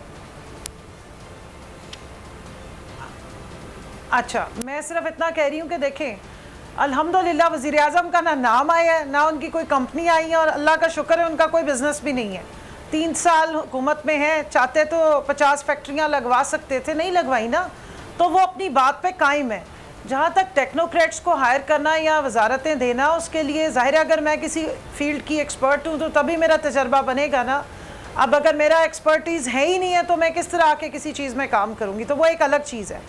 जहाँ तक इन्होंने आज़म सवाती साहब के केस की बात की है, मैं उनका IG इस्लामाबाद के केस की बात नहीं करी थी. उनके ऊपर उनके जो असासे हैं उनसे रिलेटेड एक इंक्वायरी आई हुई थी और उसके लिए उन्होंने स्टेप डाउन किया था. 6 महीने बाद उन्होंने अपना सारे अकाउंट्स की पूरी ऑडिटिंग कराई है, वो ऑडिट रिपोर्ट जमा कराई है, फिर वो वापस आए हैं. और अभी भी अगर किसी के पास कोई शवाहिद हो तो देखिए, अब तो बड़ा आसान है, आप 1 सेकंड में जाएं और कोर्ट में जाके और उसकी मांग सकते हैं कि इस पर इंक्वायरी होनी चाहिए. और इस सारे पेपर्स में, ये पेंडोरा पेपर से पहले ही वज़ीर-ए-आज़म तो UNGA में ये स्टेटमेंट दे चुके हैं कि ये जब छोटी या डेवलपिंग कंट्रीज़ का पैसा गैर उससे कानूनी तरीके से मनी लॉन्ड्रिंग करके अमीर मुल्कों में, स्विस अकाउंट्स में, इंग्लैंड में जमा करा दिया जाता है, बैंकॉक में, तो हम तो यहाँ गरीब होते हैं, गरीब से गरीब तर. अब इस वक्त पूरी दुनिया देखें इन्फ्लेशन बर्दाश्त कर रही है, लेकिन पाकिस्तान तो पिछले 30 सालों से ये सब कुछ बर्दाश्त कर रहा है. क्यों? क्योंकि टैक्स पेयर का पैसा या कर्जों का पैसा जो टैक्स पेयर के नाम पे लिया जाता है वो फेक अकाउंट्स में चला जाता है. स्कूलों के नाम पे सिंध हुकूमत पैसा लेती है लेकिन वो दुबई के अकाउंट्स में चला जाता है. तो हम तो इस चीज़ पे खुश हैं कि अच्छा, एक तहकीकात आनी चाहिए और जिसका भी नाम आ रहा है उसको, मैंने जिस तरह पहले कहा कि जो कानून के इदारे हैं और जो लीगली उसके अंदर फंसता है उसको बिल्कुल. लेकिन एक बयान इमरान खान साहब का ये भी था, जिसका नाम आना चाहिए उसको स्टेप डाउन कर देना चाहिए, उसके खिलाफ तहकीकात हो, तहकीकात में अगर वो सही साबित हो जाए तो वापस आ जाए. ऐसा होगा? आप श्योरिटी देती है इस चीज की? देखें, अभी थोड़ा सा मेरी बात तो सुने, थोड़ा छुरी तले दम तो ले. 9:45 पे तो आने शुरू हुए हैं, आपने 15-20 मिनट बाद ही कह दिया कि देखिए नाम आ रहे हैं, लोग अपना दिखाएंगे. आप लोगों की इजाजत से, और अभी आपने ब्रेकिंग न्यूज़ चलाई, वज़ीर-ए-आज़म साहब ने तो आपको करना है, हमने थोड़ी करना है, हम तो सवाल कर रहे हैं आपसे. मैं सिर्फ इतना बता दूं कि कल का जो इजलास है वो इन पेंडोरा लीक्स के आने से 3 घंटे पहले ही बुला लिया गया था. मैं उसका हिस्सा होंगी. सही जमीन आप कुछ कहना चाह रहे हैं. वज़ीर-ए-आज़म ने 3 घंटे पहले ही बुला लिया था जी, तो इसलिए बुलाया ना लोगों को. आपकी इजाजत से एक चीज शामिल करना चाहूंगा. अगर नहीं पेश कर सके तो जाएंगे जी. अच्छा, अभी फैसल जावेद खान साहब ने मुझे एक मैसेज किया है, अगर कंट्रोल रूम सुन रहा है तो he wants to share his sentiments and griefs on the things. उनको जरूर ले लीजिएगा. उन्होंने एक ट्वीट किया है, वो कहते हैं कुछ लोगों ने काफी कोशिश की और वजीर-ए-आज़म इमरान खान का नाम ऑफशोर कंपनी से जोड़ना चाहा, मगर एक बार फिर इमरान खान सुरखरू रहे. ICIJ ने तस्दीक कर दी कि इमरान खान की कोई ऑफशोर कंपनी नहीं है. वजीर-ए-आज़म ने यह भी वादे कर दिया है कि कोई भी पाकिस्तानी हो, तहकीक होगी, गैर कानूनी अगर अमल हुआ तो यकीनी कार्रवाई होगी. तो अगर PCR सुन रहा है तो उनको टेलीफोन लाइन पर लेना चाहे तो आप लोग ले सकते हैं. बिल्कुल, बहुत अच्छी बात है. अल्हम्दुलिल्लाह. हाँ, बिल्कुल. अच्छा, इस पे कमेंट करना चाह रही हूँ. 1 मिनट मुझे दीजिएगा, सिर्फ 1 मिनट सिर्फ दीजिएगा. 1 मिनट. मैं सिर्फ इतना कहना चाह रही हूँ कि इसहाक डार साहब का जो बेटा है वो नवाज शरीफ साहब के दामाद हैं और उनके फ्रंट मैन भी हैं अल्हम्दुलिल्लाह. और जो शर्जील मेमन साहब है वो असल में आप जरदारी साहब भी समझें. तो जो पनामा पेपर में आया था ये उसका कंटिन्यूटी में चल रहा है काम, अभी तक वही इंडोर्स हो रहा है. बाकी नाम तो जो आ रहे हैं सो आ रहे हैं. और एक चीज़ जो अचंभे की नज़र आई है, जो जमील साहब ने एक हाईलाइट किया, वो बड़ा इंपॉर्टेंट पॉइंट है कि कोई इस तरह जो ICIJ को ये बिल्कुल भी नहीं, मेरा ख्याल है उनकी वो एथिक्स में भी शामिल नहीं है कि वो ओपिनियन मेकिंग भी साथ शुरू कर दें या वो वज़ीर-ए-आज़म को टारगेट करना शुरू कर दें. इस तरीके से वो मेरा नहीं ख्याल है कि किसी भी मुल्क को एड्रेस कर सकते, क्योंकि इसमें बहुत सारे ममालिक के वज़रा के और सरबराहान के नाम आए हैं. तो स्पेसिफिकली ऐसी ट्वीट्स करना समझ से बाहर है. लेकिन अगर ये चीज वो नवाज शरीफ साहब के लिए करते तो आप कहते हैं कि देखें जो एक बाहर का इदारा है वो भी नवाज शरीफ साहब की क्रेडिबिलिटी को मुतासर कर रहा है या उस पर चैलेंज कर रहा है। खैर चलें आगे बढ़ते हैं। उसामा गाजी साहब काफी अर्से से काफी देर से खामोश बैठे हैं। उसामा साहब ये बताइएगा, तो अपना नाम आया हुआ था इमरान खान, ठीक है मैं आऊंगा आपकी तरफ से दोबारा। जी उसामा गाजी साहब क्या कहेंगे आप सारी सूरत हाल पर? देखिए कमल जोसेफ साहिबा अच्छा डिफेंड कर रही हैं, उन्हीं का काम है इमरान खान साहब को डिफेंड करना हुकूमत को, लेकिन बात यह है कि हुकूमत की सबसे ज़्यादा जिम्मेदारी उन्हीं की बनेगी जिनके नाम आए हैं, पहले उनकी जिम्मेदारी होगी। लेकिन हम थोड़े अगर देख लें तारीख, बेहतर है कि हम उस पर डिस्कस कर लें। मैं खुद जानता हूँ कि इमरान खान साहब को अगर किसी एक आदमी को बचाना हो, किसी एक को आप कहते हैं कि जी सारी पार्टी में से आपने एक आदमी चूज़ करना है जिसको बचा लें, वो जहांगीर तरीन होगा, वो अलीम खान हो सकता है। मैं इसको खुद मिल के जान चुका हूँ ये चीज़ें। लेकिन आप देखें इन दोनों के साथ क्या हुआ है। तो मुझे लगता है कि जब से पनामा पेपर्स में इमरान खान साहब खुद लेकर गए सारा मामला सुप्रीम कोर्ट में, पिटिशन लेकर गए, और अब वो इससे निकल नहीं सकते। आप देखें कि उन्होंने तो वर्डिक्ट दे दिया है। एक तो चीज़ कि ICIJ ये कह रहा है कि the documents contain no suggestion that Khan himself owns offshore companies. Imran Khan साहब को तो चले उन्होंने कह दिया कि इसमें है नहीं। अब बात आ जाती है उन्हें इनर सर्कल की, उन्होंने ICJ आने का, ठीक है जी इनर सर्कल। अब इमरान खान साहब के पास अगर पहले से नॉलेज था कि इन लोगों की ऑफशोर कंपनी है तो फिर तो मामला और है। अब उनके नॉलेज में आया, असद उमर साहब इमरान खान के ट्वीट साहब देखें, वो तो लग रहा है कि वो पहले डिक्लेयर कर रहे हैं जी ये सब गलत है। वो तो ये कह नहीं रहे कि जी अगर मगर कोई ऐसा ऑफशोर कंपनी सही भी हो सकती है, फलां भी हो सकती है, नहीं, फारिग। तो अब देखते हैं कि उन्होंने कह दिया कि जी इसकी हम प्रॉपर इन्वेस्टिगेशन करेंगे, अखलाकी तौर पर जिनको इस्तीफा देना चाहिए दें, लेकिन उसके बाद वो कहेंगे कि जनाब मामले तो सारे नंगे हैं। जिस तरह साहबदार साहब की बात हो रही है, अभी आपने बात सुनी है जमील, आपने उसामा की बात सुनी है। उसामा ये बोल रहे हैं कि तो पहले ही ये साबित करने पर लग रहा है तुले हुए हैं कि भाई कुछ नहीं है, बस खत्म। लेकिन अब जो कल इजलास बुला लिया गया जिसमें सबसे पूछा भी जाएगा और हिदायत भी दी जाएंगी कार्रवाई के हवाले से, तो आपको लगता है उसमें से कुछ निकलेगा या फिर वहां भी मामला दबाने की कोशिश की जाएगी? इन शॉर्ट जिनका नाम आए वो फारिग होंगे नहीं होंगे? देखें सैरिश, दो तीन तरह के तबकात हैं जो खान साहब के इर्द गिर्द हैं। कंवल यहाँ पर बैठी हैं, वो मेरी बात को सेकंड करें ना करें क्योंकि वो जाहिर है पार्लियामान में बैठती हैं, उन्होंने सीट्स भी शेयर करनी होती हैं, लाइकवाइज स्टेटस भी शेयर करना होता है। लेकिन मैं आपको ये बता देता हूं कि एक वो तबका जो फ्यूडल लॉर्ड कहलाता है, जिन्होंने बिजनेस के जरिए पैसा लगाया, इलेक्शन जीते, इलेक्टेबल्स कहलाते हैं, उनका नाम अगर इसमें आया है और अगरचे के आया है तो उनके खिलाफ तो तहकीकात होने जा रही है। खान साहब वैसे ही बड़े तंग हैं उनसे, पिछले 2.5-3 साल में उन्होंने अकोमोडेट किया बाय हुक और क्रुक, क्योंकि इलेक्टेबल्स के नाम पर ही उनकी हुकूमत खड़ी थी और अब भी खड़ी है। तो अब वो तंग हैं, वो नए इलेक्शन, ज़िमनी इंतखाबात की तरफ जा सकते हैं उनके हलकों के ऊपर, लेकिन वो कॉम्प्रोमाइज नहीं करेंगे अपनी क्रेडिबिलिटी को। ये मैं ऑफ द रिकॉर्ड जितनी मेरी डिस्कशंस बड़े लोगों से हुई हैं उसका मुझे जो क्रक्स मिला है आपके सामने रख रहा हूं। अब जहां पर जो लोग वाकयातन बिजनेस कर रहे थे, उनकी डिक्लेयर्ड कंपनीज थी, अगर वो लीगल तरीके से सिर्फ टैक्स इवेजन के लिए उन्होंने अपनी कंपनीज डिक्लेयर कर रखी थी, ऑफशोर कंपनी बनाना कोई कानूनी तौर पर जुर्म नहीं है, पूरी दुनिया में होता है। जिस तरह प्री बार्गेन का हर तरह का कानून है हर काम के लिए, अगर वो कानूनी तौर पर थी वो अपने आप को क्लीन चिट दिलवा सकते हैं अखलाकी तौर पर साइड पर रहकर। तो मेरे ख्याल में खान साहब कौन होते हैं, वो पूरी आपका सिस्टम उनको क्लियर कर देगा। लेकिन अगर वो क्लियर नहीं है, वाकयातन वो इसमें इन्वॉल्व हैं, उनकी ब्लैक मनी यहां से जाती रही है, गरीब मुल्क का पैसा लूटा जाता रहा है, तो फिर उनके लिए ये वर्स्ट टाइम है। और इस वक्त खान साहब के लिए या पीटीआई गवर्नमेंट के लिए अगर कुछ प्लस पॉइंट है और अगर कंपैरेटिव एनालिसिस किया जाए नवाज शरीफ साहब की और इस गवर्नमेंट की, तो वो ये है कि इमरान खान साहब के ऊपर जाती तौर पर किसी किस्म की ऑफशोर कंपनी बनाने या पैसा छुपाने या असासे छुपाने या बाहर रखने का इल्जाम नहीं है, जो कि मियां नवाज शरीफ साहब के ऊपर था। ये एक क्लीन चिट उनको मिलती है जिसकी वजह से वो अपनी क्रेडिबिलिटी बचाने के लिए उस फ्यूडल तबके को नहीं छोड़ेंगे।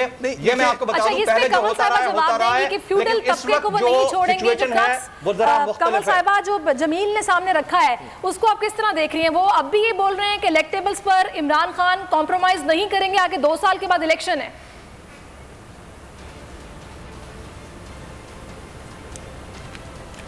देखिए जी, ये तो अभी कल डिस्कशन होगी, लेकिन आपने देख ही लिया, प्राइम मिनिस्टर ने भी ट्वीट किया, साहब ने भी किया है, फवाद साहब ने भी किया, और हमें मालूम है अपने प्राइम मिनिस्टर का।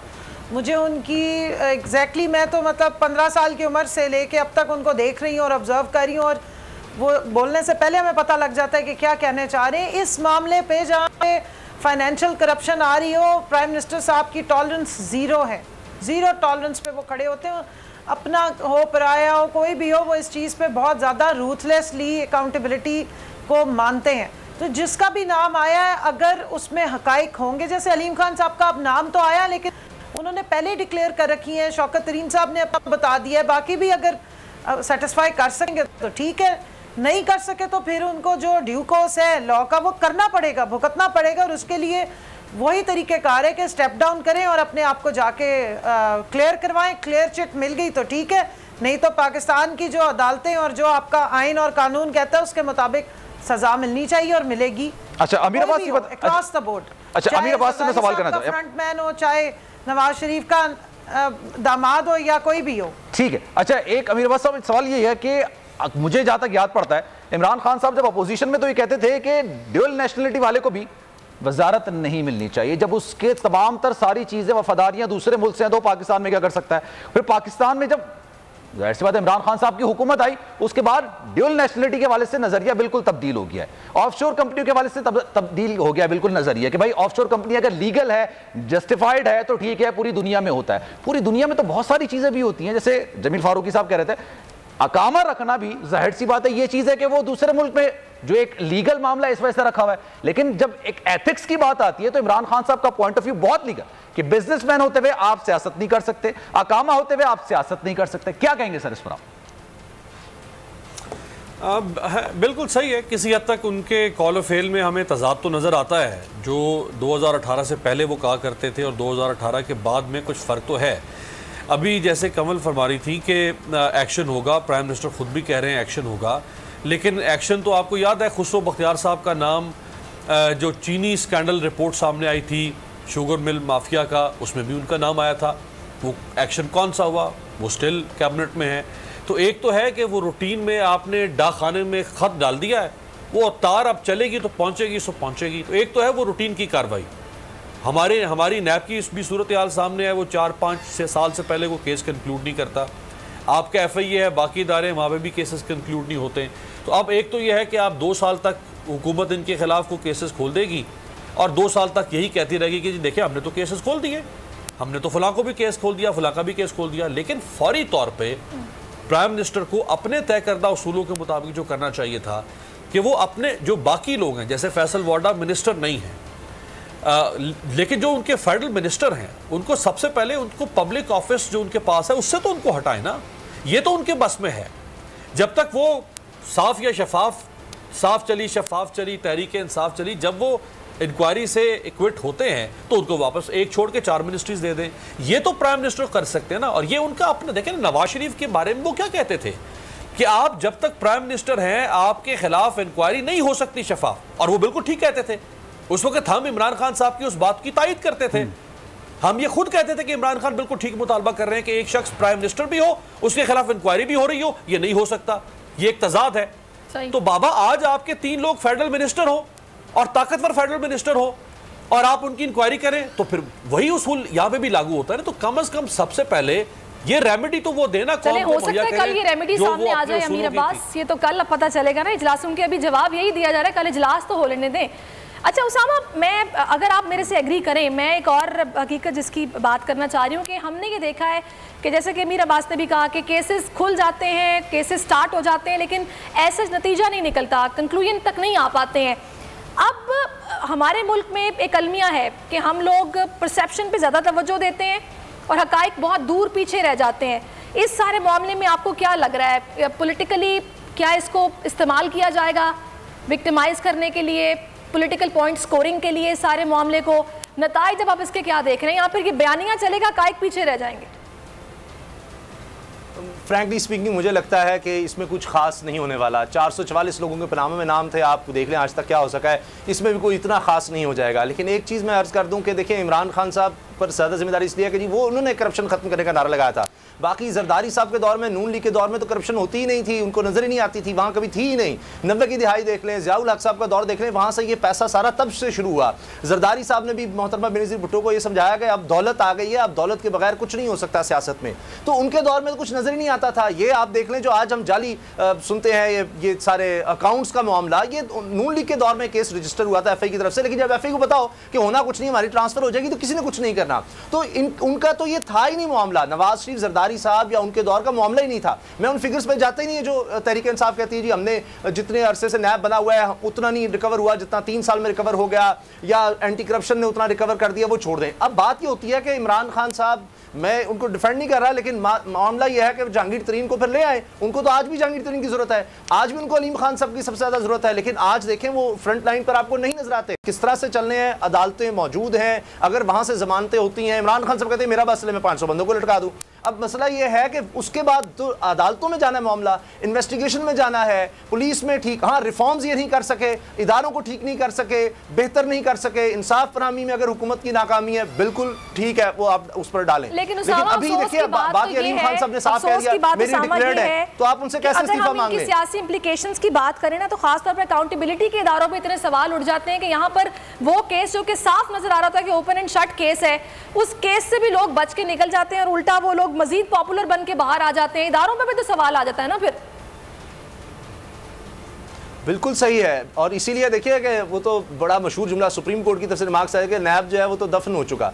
तो अब देखते हैं कि नैब की कारकर्दगी इसमें क्या नजर आती है। इमरान खान साहब तो नैब से कभी खुश नहीं होते कि जी उस तरह से काम नहीं किया, और जितने लोगों के नाम आए, बाबर अमान साहब हैं, मेरा ख्याल है उन्होंने भी फिर साइड लाइन होकर सारा कुछ किया, और उसके बाद अब अगर अदालत से किसी को क्लीन चिट मिल जाएगी या अदालतों में कोई डिले हो रहा है, अगर गवर्नमेंट प्रोसिक्यूशन ठीक नहीं कर रही, बिल्कुल गलत कर रही है, पुलिस की रिफॉर्म्स इन्होंने की गलत किया, FIA में बेहतर अगर इन्वेस्टिगेशन या नैब के प्रोसिक्यूटर्स ठीक नहीं दे रहे, उन्होंने अगर पैसे मांगे हैं जी बेहतर दें, तो फिर इनका बिल्कुल कसूर आएगा। लेकिन ओवरऑल मुझे लगता है 700 बंदों के नाम है, सब इन्फ्लुएंशियल हैं, आगे ग्रुपिंग हो चुकी है, तरीके इंसाफ में जहांगीर तरीन साहब अलग हो गए हैं, दूसरे ग्रुप्स की आवाज आ रही, तो ये इतना आसान नहीं होगा इमरान खान साहब के लिए। उन्होंने स्टैंड तो ले लिया है, लेकिन अगर किसी की निकल भी आती है गलत, जिस तरह अलीम खान साहब को मैं अप्रिशिएट करता हूं, वो तो ले आए कि जनाब सामने के मेरी अगर उन्होंने ये झूठ बोला है फिर तो और वो पकड़े जाएंगे कि जी मेरी डिक्लेयर थी। पहले ये सवाल को जमील की तरफ लेके जाते हैं। Jameel, what do you think really, कि आपको क्या लगता है? अच्छा, अपोजिशन तो नैब पर ये इल्जाम लगाती है कि भाई नैब उन्हीं के खिलाफ कार्रवाई करती है, हुकूमत के वजीरों के खिलाफ तो कार्रवाई नहीं करती। नैब के लिए ये कितना बड़ा टेस्ट केस होगा कि अब चीजें सामने आ गई हैं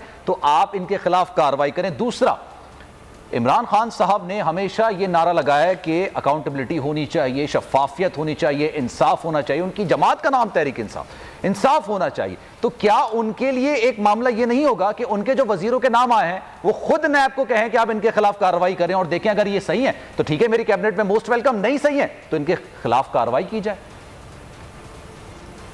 देखें, नैब इंडिपेंडेंट इदारा है, अगर कॉन्स्टिट्यूशनल उसकी हैसियत देखी जाए वो अपने एंड पे करेगा। नैब ने तो जब करना है, लेकिन उससे पहले सबसे ज्यादा जो इंपॉर्टेंट रोल है वो प्राइम मिनिस्टर ऑफ पाकिस्तान का अपना होगा, क्योंकि अब तक तो जो कुछ हुआ है उन्हें एक प्रेसिडेंट जरूर सेट करना होगा। लोग उनकी तरफ देख रहे होंगे, और जिस तरह से जो ट्विटर हैंडल्स या जो इदारा सिर्फ तहकीक करने के लिए बना हुआ है वो अगर ओपिनियन बिल्ड कर रहा है तो वहां पर भी हमें देखना होगा कि उधर चीजें क्या किस तरह से हो रही हैं। तो खान साहब के लिए टेस्ट केस हो सकता है, इससे अगर वो सरफ नजर करते हैं तो उनके लिए मसाइल होंगे। लेकिन मेरे पास एक खबर है और मैं आप तक पहुंचा देता हूं, क्योंकि मैं इस वक्त सबसे राब्ते में हूं और बातें मेरी बड़े सीनियर लेवल पर लोगों से बात हो रही है। 3 नाम मैं ले रहा हूं और तीनों नाम, इन तीनों के ऊपर बड़े सीरियस इन्वेस्टिगेशंस लॉन्च कल से होने जा रही हैं। मखदूम खुसरो बख्तियार साहब पिछले केस से किसी तरह से निकल गए, फिर आके बैठ गए कैबिनेट में, अब बड़ा सीरियस इसके ऊपर एक्शन होने जा रहा है, मैं आप सबके सामने रख रहा हूं। दूसरा नाम है सेनेटर फैसल वाडा साहब का।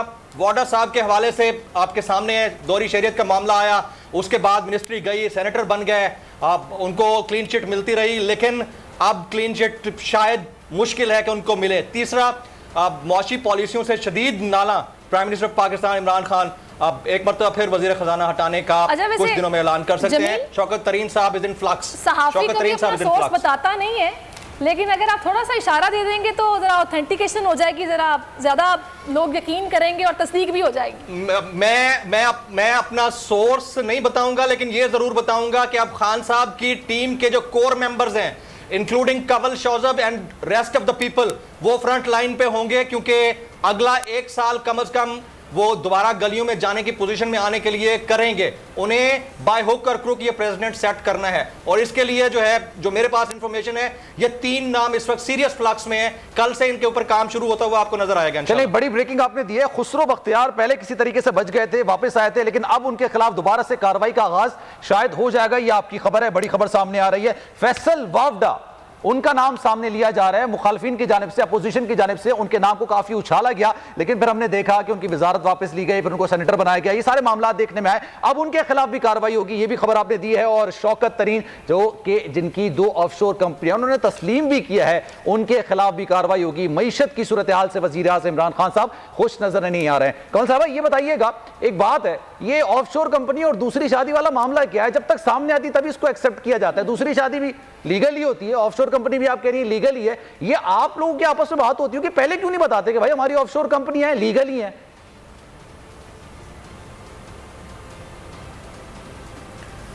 देखिए जी, हम तो छोटे वाले सियासतदान हैं, गिनी चुनी हमारे पास चीज़ें हैं, तो मैं तो इतनी बड़े दावे नहीं कर सकती। लेकिन इलेक्शन कमीशन ऑफ पाकिस्तान में आपको अपनी सारी चीज़ें डिक्लेयर करनी पड़ती हैं। और मैं तो आपको बताऊं, मैं तो उस तरह की चीज़ों में भी ट्रायल भुगतती रही हूँ जो मैंने कभी ना खरीदी, ना कभी ली है, या मैंने कोई जो काम नहीं भी किए उस पर भी। तो मेरे ख्याल में छोटी मछलियां बेचारी वैसे ही ज्यादा फंस जाती हैं। बड़ी, लेकिन अब आप बड़ी मछली बनने जा रही हैं। जमील फारूकी अभी कह रहे हैं आप फ्रंट लाइन पर होंगी। शायद एक ही है, लेकिन यही देखिए, फ्रंट लाइन में आने में और बड़ी मछली बनने में फर्क है। मैं अल्लाह मेहरबानी रखे ऐसी रही जो हो, और मेरा सियासत में आने का मकसद वही है जो वज़ीर आज़म का है कि अपनी आवाम और मुल्क की खिदमत। एक चीज़ मैं सिर्फ इतना बताना चाह रही हूँ, जो अमीर अब्बास साहब बात कर रहे थे। देखिए, निज़ाम हमारा जो है उसको 3 सालों में जितनी रिफॉर्म्स कर सकते हैं। अभी क्रिमिनल लॉ में बहुत सारी चीज़ों में अमेंडमेंट आ रही है। आपको एक केस याद होगा, हिट एंड रन का, के एक बड़ी गाड़ी पे एक बहुत नोन कोई मोहतरम थे किसी पार्टी के, और उन्होंने एक कांस्टेबल को मार दिया, और सबने वो रिकॉर्डेड वीडियो देखी, आप सबने चलाई। कोयटा बलूचिस्तान की बात कर रही हैं आप? आपको पता होगा कि अदालत से वो छूट गए, तो उस पर किसी ने कभी जी, और उस पर सवाल क्यों नहीं उठते? इसलिए देखिए, वो क्यों छूट गए मैं आपको सिर्फ बताना चाह रही हूँ, क्योंकि ये जो किताब मेरे पास मौजूद है ना, इसको कहते हैं आइन। और इसके बाद कानून की इंटरप्रिटेशन। कानून में वीडियो रिकॉर्डिंग के से हवाले से कोई इस किस्म की शेक मौजूद ही नहीं थी, इसलिए वो छूट गए। तो ये जो लकूनाज हैं, इनकी वजह से, और फिर जो इन्वेस्टिगेशन हो रही होती है उसमें बहुत सारे डिलेइंग टैक्टिक्स हैं। नहीं, I disagree, to be very honest, I disagree, क्योंकि मामला ये है कि देखें, वकील पे डिपेंड करता है, वकील पे डिपेंड करता है। वो सामने कत्ल हुआ हो, उसको भी कातिल को बचाने में कामयाब हो जाता है, और वकील का काम ही होता है माजरत के साथ। लेकिन एक एविडेंसेस मौजूद है, वीडियो एविडेंस का मामला आइन में नहीं है, कानून में नहीं है। बात जरा अगर मुकम्मल होने दे, मैं आपको इतना बता रही हूँ कि अदालत में कानून अगर आपके पास मौजूद नहीं है तो तभी वकील को मौका मिलता है ना जी। तो अब इस सारे मामले को चेंज करने का तरीक़ेकार यही है कि हम अपनी इन्वेस्टिगेशन को, अपने इदारों को और अपने कानून को बेहतर बनाएं, उस तरह बनाएं जिससे एफिशिएंसी क्रिएट हो। सो उसकी तरफ तो हम जा भी रहे हैं। और जो इन्होंने कहा कि 2 साल गुजर जाएंगे, 3 साल, वो तो अब इदारों पर डिपेंड करता है। जमील ने भी ये बात की, उसामा साहब ने भी बात की, मैं उसको एंडोर्स करती हूँ कि जिस वक्त अदालत में चला गया वो फिर वजीर आजम के इख्तियार में तो नहीं रहता, ना उन्होंने इंक्वायरी कंडक्ट करनी है। अच्छा, एक आपको मैं काटूंगा थोड़ी देर के लिए, मैं क्योंकि एक ऑफशोर कंपनी होल्डर हमारे साथ इस वक्त मौजूद है, आरिफ उस्मानी साहब, जिनका नाम यहाँ पर कंपनी के अदालतों को, ठीक है, मैं आपकी तरफ, आरिफ उस्मानी साहब हमारे साथ मौजूद है। आरिफ साहब, आपका नाम आया इसमें, क्या कहेंगे आप? आपने डिक्लेयर आरिफ उस्मानी साहब से हम फिर से रब्ता करने की कोशिश करेंगे, क्योंकि उनका भी नाम है। शायद मैंने उन्होंने कहा कि यार आपका नाम है तो है, वजाहत जरूर देंगे, क्योंकि मामला जैसे कि मीडिया पर आ गया तो वजाहत तो देना पड़ेगी। बिल्कुल। अच्छा, मैं थोड़ा सा, क्या वो लाइन पर है हमारे साथ? नहीं, हमारे पास लाइन पर नहीं है। अच्छा, मैं अभी उसामा आपकी तरफ आना चाह रही हूँ। मुझे बताइएगा कि मैं शौकत तरीन साहब के मामले को देख रही हूँ, क्या ये कुछ इंटरेस्टिंग मामला नहीं हो गया? क्योंकि वो तो आगे सेनेटर बनने जा रहे हैं, और अभी ये भी कहा जा रहा है कि स्टेप डाउन और वजाहत, और फिर देखा जाएगा मामले पे करना क्या है। तो आपको लगता है, वो तो ये कह रहे थे कि मैं कहीं नहीं जा रहा, और जो वजाहत उनकी आई है वो भी आपके सामने है, तो इस मामले को किस तरह देख रहे हैं आप? अभी देखिए, मुनिस लाई साहब की भी वजाहत आ गई है। अब इमरान खान साहब ने फैसला लेना है, और मेरा ख्याल है चंद ही घंटे बाकी हैं, उसके बाद चीज़ें वाज़ेह होने लग जाएंगी। लेकिन इससे पहले अलीम खान साहब जो हैं, उनको भी इस्तीफ़ा देकर नैब का सामना करना पड़ा, और उसके बाद फिर वो दोबारा आए थे पंजाब काबीना में। इसी तरह से बाबर अवान साहब वो भी गए थे, तो पहले प्रेसिडेंट सेट हो चुके हैं। और इसी तरह से जुल्फी बुखारी साहब को मेरा ख्याल है कि जब ना आया, उन्होंने भी खुद को अलग किया। तो ये तहरीक इंसाफ में प्रेसिडेंट सेट है, और मुझे बड़ा मुश्किल लगता है कि अगर ये चीज़ें डिक्लेयर्ड नहीं है, अगर अलीम खान साहब तो फ़ौरन सामने आगे उनका डिक्लेयर्ड है, अगर वो डिक्लेयर्ड हैं तो फिर तो कोई बात आगे बढ़ेगी नहीं। इमरान खान साहब उनसे पूछेंगे भी अगर तो कहेंगे जी मैंने क्या गलत किया, ये देखें लिख कर दिया हुआ है। अब मैं इश्तिहार लगाने से तो रहा आके जी मेरा नाम अलीम खान है और मेरे पास ये कुछ है, जो डॉक्यूमेंट्स देने हैं FBR में या इलेक्शन कमीशन में वहीं देने हैं, वहाँ दे चुका हूँ, तो वो लोग तो बच जाएंगे। जिसने नहीं किया हुआ उसको तो जाना होगा, उसको मेरा ख्याल है इसके अलावा और कोई चॉइस नहीं है, ना इमरान खान साहब को चॉइस होगी इसके अलावा कि वो उससे इस्तीफा मांगे। और मुझे ख्याल है उससे पहले आरिफ उस्मानी साहब ने हमें ज्वाइन कर लिया, ऑफशोर कम सामने आया, इस वक्त हमें ज्वाइन कर चुके हैं, पहले उनका राब्ता मुनक़ता हो गया था। आरिफ साहब बहुत शुक्रिया बोल न्यूज़ के लिए वक्त निकालने के लिए। बताइएगा आपका नाम सामने है, डिक्लेयर्ड है कंपनी आपकी? जी जी बिल्कुल डिक्लेयर है। मैं तो 26 साल बाहर काम किया था, जब मैं आया था वापस 2.5 साल पहले मैंने FBR में पूरा सब कुछ डिक्लेयर किया हुआ है। तो ये मेरा तो ट्रस्ट बच्चों के नाम का ट्रस्ट अकाउंट है, जो मैं बिहार जब 26 साल मैंने सिटी बैंक में बाहर काम किया। ये बनाने की जरूरत आपको पेश क्यों आई, ऑफशोर कंपनी बनाने की जरूरत क्यों पेश आई आपको? ये ट्रस्ट होता है जी। अगर मुझे मर जाए तो बच्चों को ताकि पैसे डिस्ट्रीब्यूट हो जाए। मेरे बच्चे बाहर रहते हैं, अमेरिका में रहते हैं, यहाँ नहीं रहते। अच्छा, ये अभी डिसॉल्व हो चुकी है या फिर अभी है? नहीं डिसॉल्व नहीं है, एक्टिव है, बिल्कुल है जी। मेरे सारे पैसे जो बाहर पैसे थे वही बाहर पड़े, उन पे मैं टैक्स देता हूँ पाकिस्तान को, उनकी इनकम पे टैक्स देता हूँ जैसे सब पाकिस्तानियों को देना चाहिए। लेकिन ऑफशोर कंपनी के हवाले से ये कॉन्सेप्ट है ना कि वो टैक्स बचाने के लिए बनाई जाती है। आप नहीं बिल्कुल नहीं, बिल्कुल क्या कॉन्सेप्ट होना चाहिए? नहीं, पूरी जो इनकम होती है उस कंपनी में पूरी टैक्सेबल है। पाकिस्तान में कैपिटल गेन, इंटरेस्ट, डिविडेंड्स, हर चीज पे टैक्स होता है पाकिस्तान में।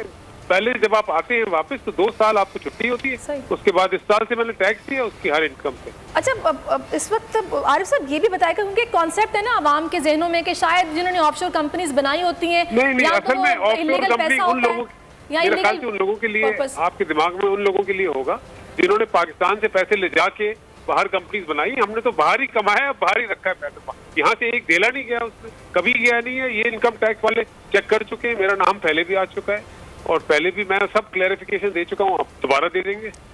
मुझे तो कुछ छुपाने की जरूरत ही नहीं है। ठीक है, उसामा गाजी आप सवाल करना चाहते हैं तो कर लें। उस्मानी साहब, ये बनाई क्यों जाती हैं कंपनीज? ये बनाई जाती है क्योंकि आदमी मर जाता है, कंपनी नहीं मरती। जब इसलिए बनाई जाती है कि अगर आपका इंतकाल हो जाए ताकि जो इसके शेयर होल्डर्स होते हैं उनको पैसा मिल जाए। मेरे शेयर होल्डर्स इसके मेरे बीवी और मेरे 2 बच्चे हैं जो बाहर रहते हैं, दोनों, एक कैनेडियन है एक अमेरिकन है। तो अगर मैं मर गया तो उनको ये कंपनी चली जाएगी, खत्म है, इसलिए बनाते हैं। अच्छा, ये जब इंटरनेशनल कंसोर्शियम है जर्नलिस्ट का जिन्होंने ये सारी ये लिस्ट दी है, तो फिर इसका मतलब ये है कि इसमें वो तमाम लोगों के नाम भी शामिल है जिनका लीगल पैसा है, लीगल कंपनीज है, एक्टिव है, काम कर रही हैं, लेकिन बस उन्होंने बता दिया कि इनकी है।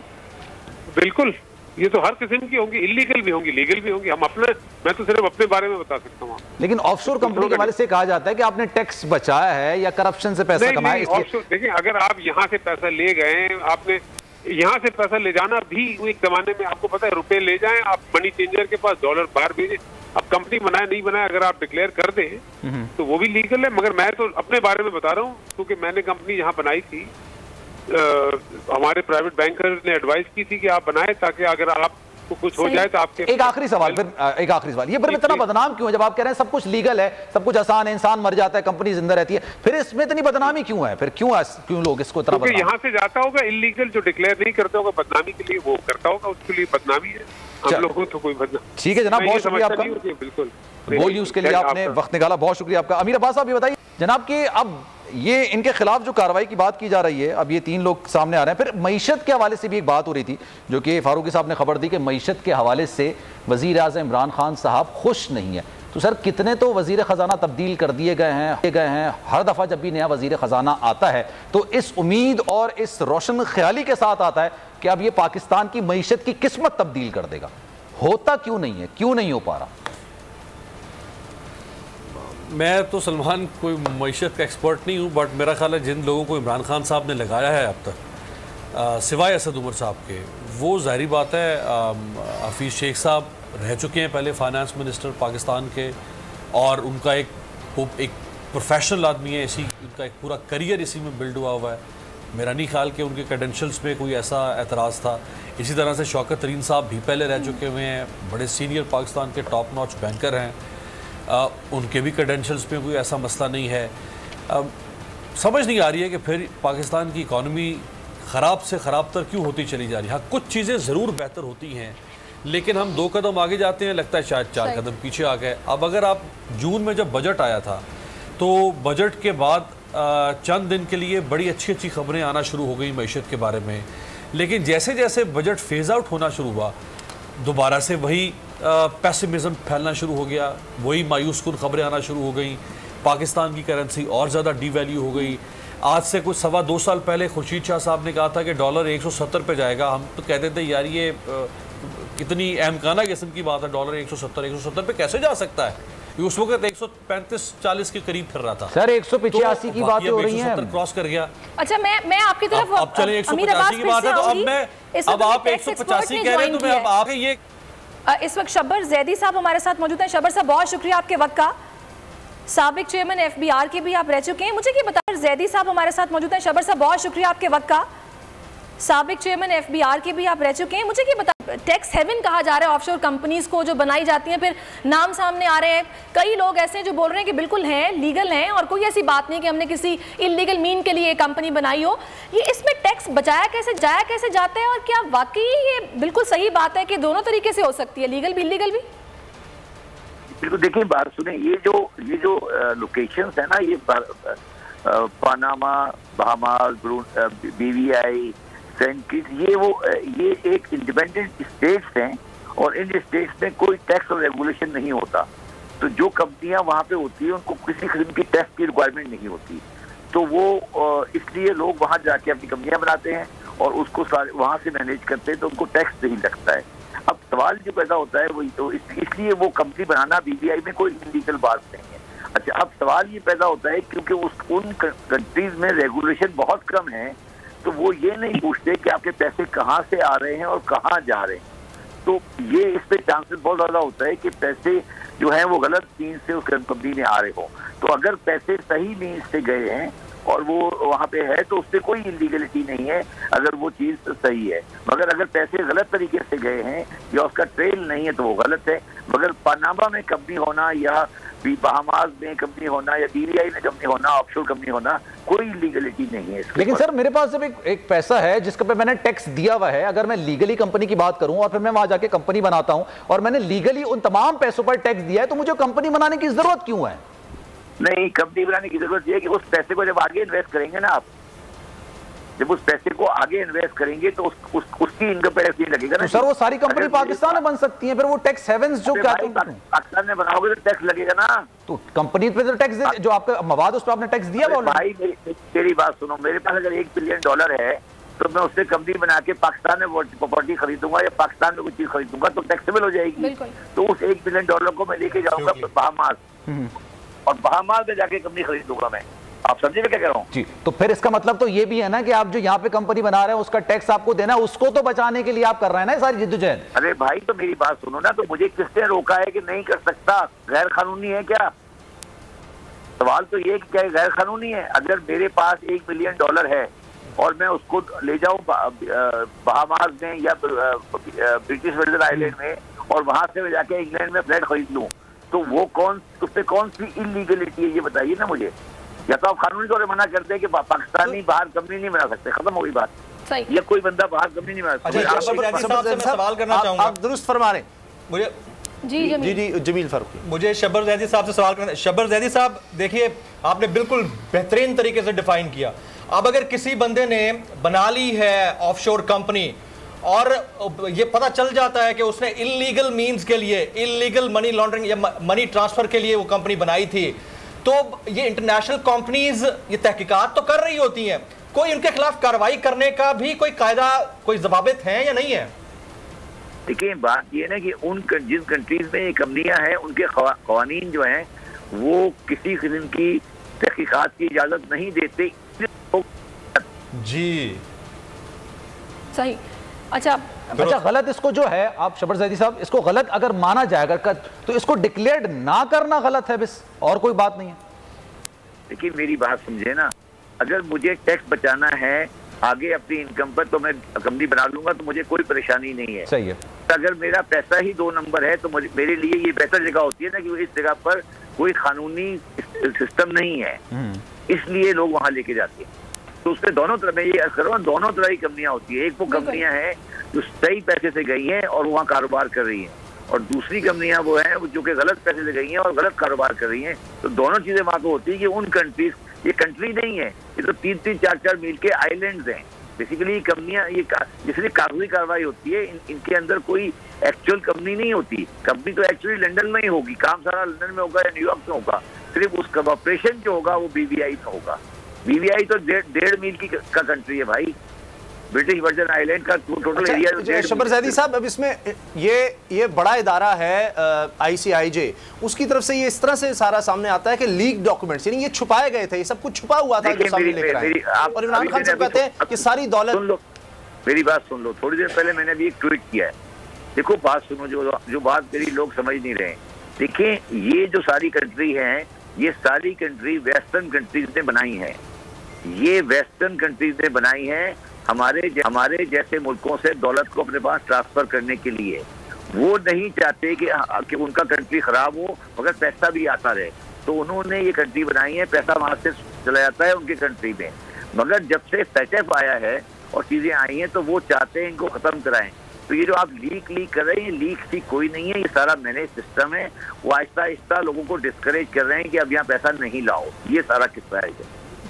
आप समझे मैं क्या कर रहा हूँ? ये जो सारी लीक हो रही है, ये इसलिए हो रही है कि वो लोग जो वेस्टर्न जो सिस्टम है फाइनेंशियल, वो अब नहीं चाहता कि ये ऑफशोर कंपनियां रहें, तो वो अब इनको लीक कर रहे हैं। तो अब लीक के बाद कोई भी नहीं जाएगा ना सर। सही, ताकि ट्रेंड जरा कुछ कम हो और लोग अपना पैसा छुपाने के लिए, यहाँ पे टैक्स से बचने के लिए इस तरह ऑफशोर कंपनीज ना बनाएं। बहुत शुक्रिया आपका शब्बर ज़ैदी साहब। अच्छा कमल शौजब साहब, ये बताइएगा कि अब तो खैर, अब जैसे हम शब्बर ज़ैदी साहब से गुफ्तगू कर रहे थे, वो ये कह रहे थे कि डिक्लेयर्ड होती हैं, लेकिन मामला ये है कि इसमें आगे जब आपने पैसे में कोई कंपनी बनानी होती है, उसको आपको डबल टैक्स होता है और वो बचाना, और ये कोई लीक सीक्स नहीं है। ये अगर लॉजिक कैबिनेट मेंबर्स अगर देते हैं तो आप लोग मुतमईन हो जाएंगे?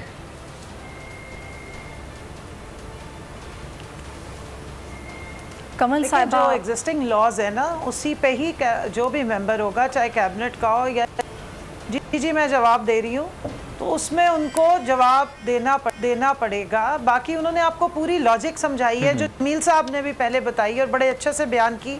मैंने भी आपको यही बताया था कि बेसिकली आप जब अपना मनी ट्रेल ना दे सके, जिसकी वजह जिस पैसे से आपने कंपनी बनाई है, जो पैसा आपने उस जगह पे पार्क किया हुआ है, उसका आपके पास सोर्स नहीं है, आप बता नहीं सकते कि आपने ये कैसे कमाया था, तो वो गलत हो जाती है। लेकिन अगर आप अपने जायज़ कमाए हुए पैसे से तमाम लीगल जो आपकी ज़रूरियात या जो प्रोसेसेस हैं उनको पूरा करते हुए अगर आप काम कर रहे हैं, तो फिर तो वो जायज़ हो जाता है। लेकिन जो प्राइम मिनिस्टर साहब ने बात की थी, UNGA में पहले भी की, अब भी की, और हमेशा कहते हैं, वर्ल्ड इकनॉमिक फोरम पे भी वो ये बात उठाते रहे हैं कि जो अंडर डेवलप या डेवलपिंग कंट्रीज़ का पैसा होता है, वो इंसेंटिवाइज किया है इस तरह के, ये जो 1.5-2 मील की जगह बनाई गई हैं, हेवंस बनाई गई है, कि यहाँ से ये पैसा चोरी करके और ताकतवर लोग या अमीर लोग 2 नंबरी से बाहर ले जाके रख दे और या अवाम भूखी मरती है। वैसे कमल साहब, यहाँ पर एक सवाल जो मेरे ज़हन में आ रहा है चाहिए और ये रास्ते बंद होने चाहिए, जिस पर मेरा ख्याल है कि सिर्फ ये कि पाकिस्तान की, आप देखें अफ्रीकन कंट्रीज की,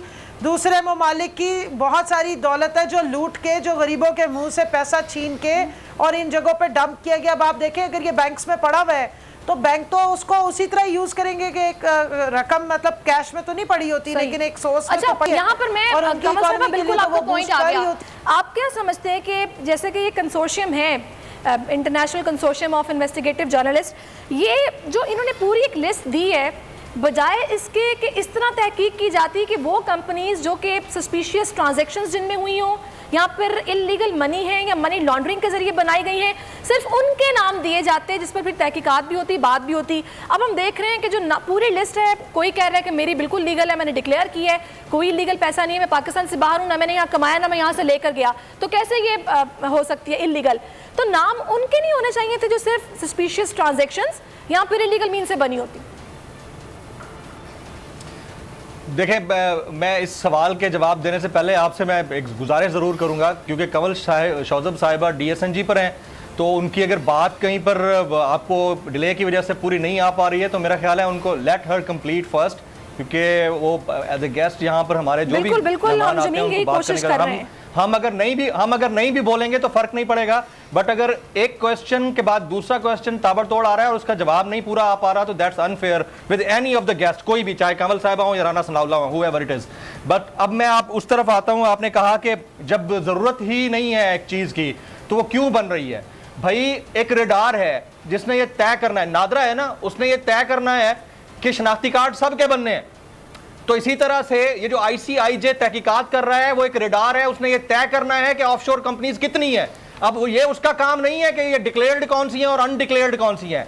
जब क्लियरेंस या क्लैरिटी की तरफ चीजें जाएंगी तो जिसके ऊपर एलिगेशन है वो बर्डन ऑफ प्रूफ उसके ऊपर होगा और वो क्लियर कर देगा कि जी मेरी डिक्लेयर्ड है, ये पेपर्स हैं, मैं क्लियर हूं इससे। जिसकी डिक्लेयर्ड नहीं होगी वो अपने आप को देख लेगा। तो नादरा का ये काम नहीं है कि जाली शनाख्ती कार्ड किसका है, असली किसका है। जब तहकीकात होंगी बाद में वो उसके ऊपर जवाब दे सकता होगा। इसी तरह से ये जो ICIJ तहकीकात करता है उसका काम है ऑफशोर कंपनियों की तफसीलात सामने लाना।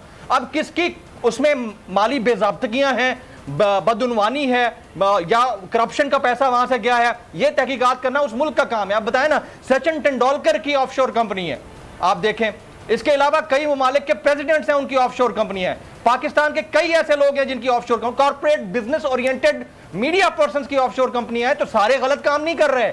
किसी ने टैक्स एवेजन के लिए किया होगा, किसी का बिजनेस पैसा वहां रखना चाह रहा होगा, बिजनेस दूसरे मुल्क में है।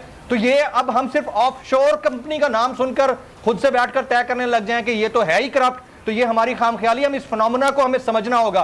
बाकी एज ए प्राइम मिनिस्टर किसी भी मुल्क का जो एग्जीक्यूटिव होता है उसका काम है तहकीकात को लॉन्च कर देना और फेयर ट्रायल होते हुए नजर आना। आगे इदारे मौजूद हैं, वो नहीं करते या किसी को क्लीन चिट दे देते हैं, तो उसमें फिर हम फंदा डाल दें किसी के मुंह में और गले में और कहें कि जी आपने जो इंसाफ हम चाहते थे, जो इंसाफ हमने तय कर रखा था आपके लिए, वो तो किया नहीं है। तो ये गलत हो जाएगा। आपको याद है नवाज शरीफ साहब के दौर में 2.5 साल तक केस चला है, 2015 से 2017 तक।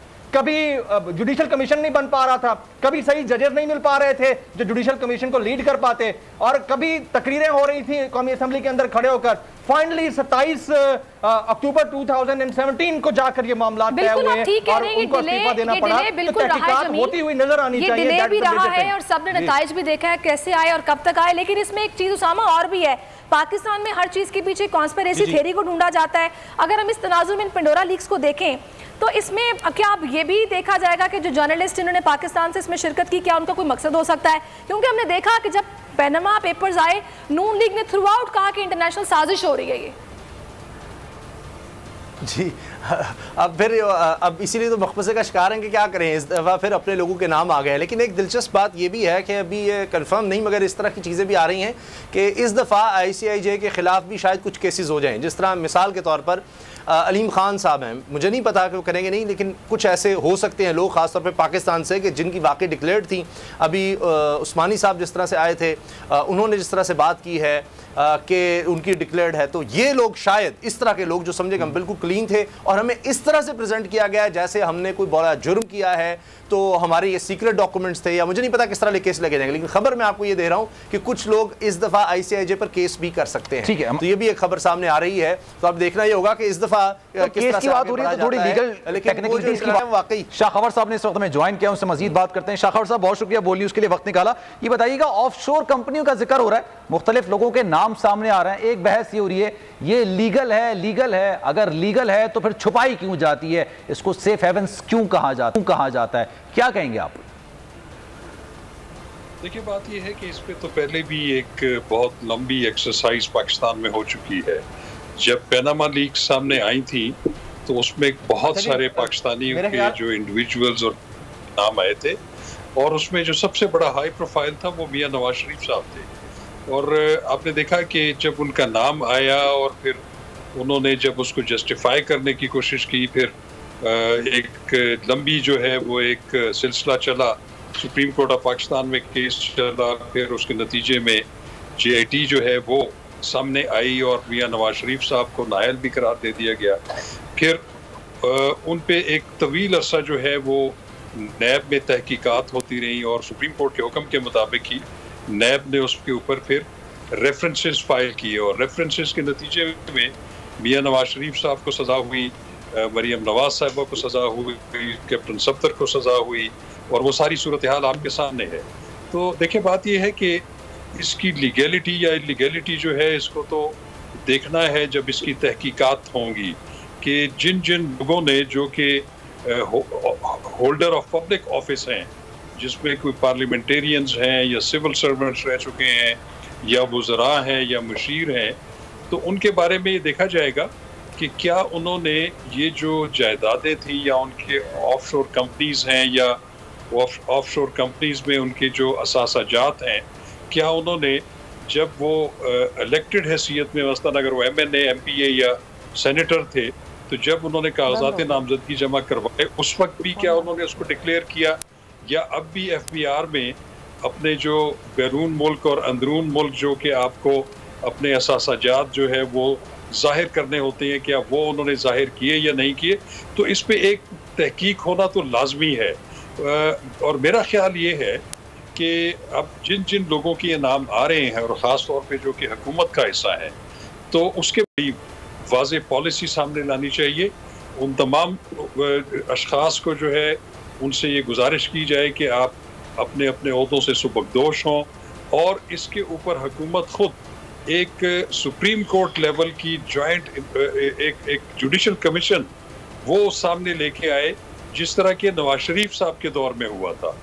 अगर वो जुडिशल कमीशन नहीं होता तो मैं समझता हूँ कि उसमें जो इदारे हैं, नैब है या FIA है, उनको ये हिदायत करनी चाहिए। लेकिन उसमें फिर ये देखा जाएगा कि क्या नैब की जो कारकर्दगी है या उसकी साख है, क्या वो ऐसी है कि जिनके सामने ये केसेस रखे जाएं, चूँकि उसमें भी बहुत सारे सवाल उठेंगे।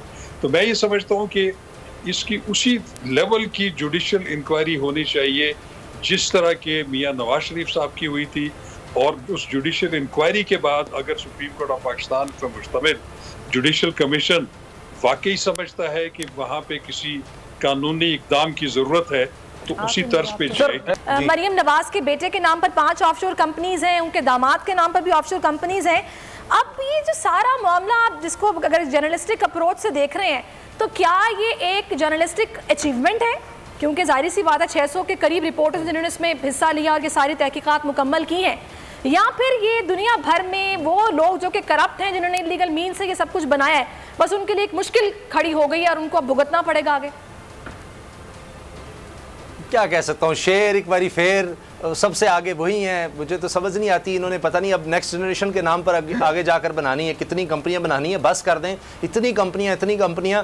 अब इसीलिए मैंने अर्ज़ किया था कि वो क्या सामने लेकर आएंगे या धरना क्या देंगे, किस तरह से उसको चीज़ को आगे लेकर चलेंगे। सबसे ज़्यादा तो माशाल्लाह अकेले किए हैं, ये इसका मतलब है कि सबसे ज़्यादा वाकई वो कहते हैं पॉपुलर जमात नून लीग है, क्योंकि इतनी तो ऑफशोर कंपनियां सारे हम अभी वुज़रा की गिन रहे थे, और कि जी एक एक वो काबीना में कितनी है, उन्होंने कहा छोड़ो पीछे हटो, हम आ रहा एक ही नौजवान काफ़ी है। मरीम साहब कह रही थी अभी उन्होंने बिजनेस करना है, अभी सियासत में मैं और नवाज शरीफ काफ़ी हैं, और अभी बिजनेस करना है जुनैद सफदर साहब ने, तो बिजनेस उनका सामने आ गया है, वही ऑफशोर कंपनियां वो आगे। अब आप इनसे पूछेंगे तो इनको भी परदादा से मिली होंगी डायरेक्ट, ये मैं आपको बताता हूँ, बल्कि परनाना से शायद, तो वो डायरेक्ट वहीं से आई होंगी। तो ये एक अजीब मामला है। लेकिन अब देखिए शौकत तरीन साहब ने ICIJ को नोटिस का कह भी दिया। मैं अभी आपसे अर्ज़ कर रहा था कि नोटिस जाएंगे, और वो कह रहे हैं मुझ पर इल्ज़ाम लगा है, इस पर नोटिस भेजूंगा ICIJ को। तो अब ये मामला मैंने आपको कहा था कि पाकिस्तान से नोटिस जाने का सिलसिला शुरू हो जाएगा, और अब देखते हैं कि जुनैद सफदर साहब भी कोई नोटिस भेजते या नहीं भेजते। लेकिन अफसोस की बात यह है कि ये फिर उनका ख़ानदान जो है एक दफ़ा फिर ये सामने आ गया है, और अब वो किसी भी तरह से, यानी मैं अफसोस से कह रहा हूँ कि अपोजिशन की तरफ से अब कैसे मुतालबा हो सकेगा इमरान खान पर, अब कैसे प्रेशर डालेंगे। मैं इसमें एक करना चाह रही हूँ, चलें आप करें पहले। मैं एक सवाल पूछना चाह रही हूँ कि सफदर साहब की उम्र देखें तो उनके सोर्सेज अगर उनसे पूछा जाए कि वो कारोबार क्या करते हैं, उसका कभी जवाब नहीं आएगा। यहाँ तो जो सफदर साहब हैं वो 1500 रियाल पे या पता नहीं पॉकेट मनी पे जिंदा थे। मरियम बीबी का तो लंदन तो क्या पाकिस्तान में भी कोई जायदाद नहीं थी। तो जुनैद साहब की 5 ऑफशोर कंपनियों में क्या रखवाया और कैसे रखवाया, ये बहुत बड़ा सवाल है जो उनसे पूछना चाहिए कि उनका सोर्स ऑफ इनकम क्या है। नाना साहब की दौलत पे अय्याशी करने के अलावा उनका अपना बिजनेस क्या है, ये सवाल है जो बहुत जरूरी है और पूछना चाहिए। बिल्कुल उनसे भी पूछना चाहिए, और हुकूमत में जो लोग हैं उनसे भी पूछना चाहिए कि उन्होंने किस तरह से ऑफशोर कंपनी बनाई। जमील भाई ये बताइएगा कि ये बैरून मुल्क तो क्या पाकिस्तान में भी कोई प्रॉपर्टी नहीं है, लेकिन अल्हम्दुलिल्लाह जब भी ऑफशोर कंपनी का जिक्र आता है तो 1-4 कंपनियां इनके पास निकल कर आई जाती हैं। फिर दूसरी बड़ी बात कि भाई हुकूमत के खिलाफ तहरीक कैसे चलाएं, अपने पल्ले इतनी सारी ऑफशोर कंपनियां कि उनकी ऑफशोर कंपनी को क्या कहें। देखें हमारे यहाँ की जो सियासत है ना, वो सियासत ऐसी है कि पैसा जमा करो चाहे कहीं से भी आए, और उसके ऊपर हाजा मिन फजले रब्बी लिख दो। आसान तरीन तरीका है दुनिया को ये दिखाने का कि ये हलाल मनी है, आप इसको इल्लीगल मत समझिए। चाहे कोई काम आता हो ना आता हो, आपकी रेलेवेंट एजुकेशन हो ना हो, आपकी जनरेशनल वेल्थ हो ना हो, जब पैसा आपकी कंपनीज में ट्रांसफर हो जाता है, आप मालिक हो जाते हैं, फिर आप जवाबदेह होते हैं उसके। लेकिन हमारे यहाँ अजीब ही तौर तरीका है कि उसको पता नहीं किस किस चीज से कहां कहां किस किस तरीके से जोड़ दिया जाता है। ये सब तो अपनी जगह पर है। अब देखिए 3 क्वेश्चन बड़े इंपॉर्टेंट है कि इस सारी सिचुएशन के अंदर क्या पीपल्स पार्टी लूजिंग एंड पे है, क्या PMLN लूजिंग एंड पे है, क्या कोई कॉर्पोरेट एंटिटी लूजिंग एंड पे है, या हुकूमत लूजिंग एंड पे है। मैं बड़ा क्लियर हूं इस मामले के ऊपर कि इसका डेंट ना तो जुनैद सफदर को पहुंचेगा, या मरियम नवाज शरीफ साहिबा को पहुंचेगा, ना PMLN को पहुंचेगा, क्योंकि उनके पास लूज करने के लिए बचा ही कुछ नहीं है। ठीक है, इसका डेंट ना जरदारी साहब को पहुंचेगा, ना जरदारी साहब की पार्टी के दीगर लोगों को पहुंचेगा, ना शर्जील मेमन को पहुंचेगा, क्योंकि उनके पास लूज करने के लिए कुछ बचा ही नहीं है। इसका सबसे बड़ा डेंट अगर किसी को पहुंचना है तो वो वफाक को पहुंचना है, हुकूमत को पहुंचना है, जिनका मंशूर यह था कि उनके इर्द गिर्द फ्यूडल लॉर्ड्स नहीं होंगे, इलेक्टेबल के नाम पर पैसा झपटने वाले और अपनी जेबों में भरने वाले डीप पॉकेट्स नहीं होंगे। तो इसका सबसे ज्यादा नुकसान अगर पहुंचेगा तो गवर्नमेंट को पहुंचेगा। और इससे बड़ा अनफॉर्चुनेट मामला यह है कि एक ऐसा शख्स जिसका करियर भी क्लियर है, जिसके अकाउंट्स भी क्लियर हैं, जिनके असासाजात भी पाकिस्तान के अंदर हैं, और वो इस वक्त मुल्क के वजीर आजम भी हैं, उनकी टीम के बंदों के ऊपर एलिगेशंस आ रही हैं।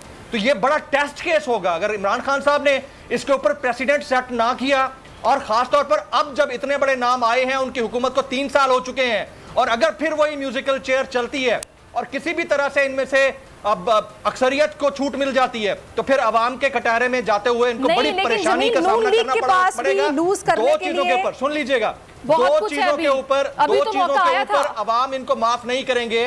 पहली चीज होगी ये जो करप्ट लोग अशराफिया इनके इर्द गिर्द बैठे हैं उनके खिलाफ एहतसाब ना होना, और दूसरी चीज होगी ये जो महंगाई के थप्पड़ और तमाचे अवाम के मुंह पर पड़ रहे हैं, इसका हिसाब, इसका जवाब खान साहब से लिया जाएगा 1-2 साल के अंदर। So this is the moment where Imran Khan as a prime minister is at losing end, not PMLN, not PPP, and not rest of the people who are in। तो आप डेंट की बात कर रहे हैं, आप नुकसान की बात कर रहे हैं। नुकसान पहुंचेगा ये हर कोई कह रहा है और अज्यूम भी कर रहा है। हुकूमत को नुकसान होगा क्योंकि हुकूमत पर ज्यादातर लोग उंगलियां उठाते हैं, वही महंगाई करती है और फिर लोगों की बातें भी सुनती है। लेकिन मेन क्वेश्चन है नुकसान पहुंचाएगा कौन? अपोजिशन। आपको लगता है अपोजिशन पहुंचाएगी? कल का जो इजलास है, अगर इन तमाम लोगों के जिनकी ऑफशोर कंपनियां निकली हैं, इन्होंने किसी किस्म की कोई जस्टिफिकेशन दे दी, हमने माजी में बहुत सारी चीजें देखी हैं, फैसल वावडा की मिसाल देख ली है, महंगाई का आप जिक्र कर रहे हैं, इमरान खान साहब कहते हैं महंगाई वक्ती है, और ये 3 साल से हम सुन रहे हैं, घबराना नहीं है, 3 साल से हम सुनते हुए आ रहे हैं। सर डेंट कौन पहुंचाएगा, कौन नुकसान पहुंचाएगा?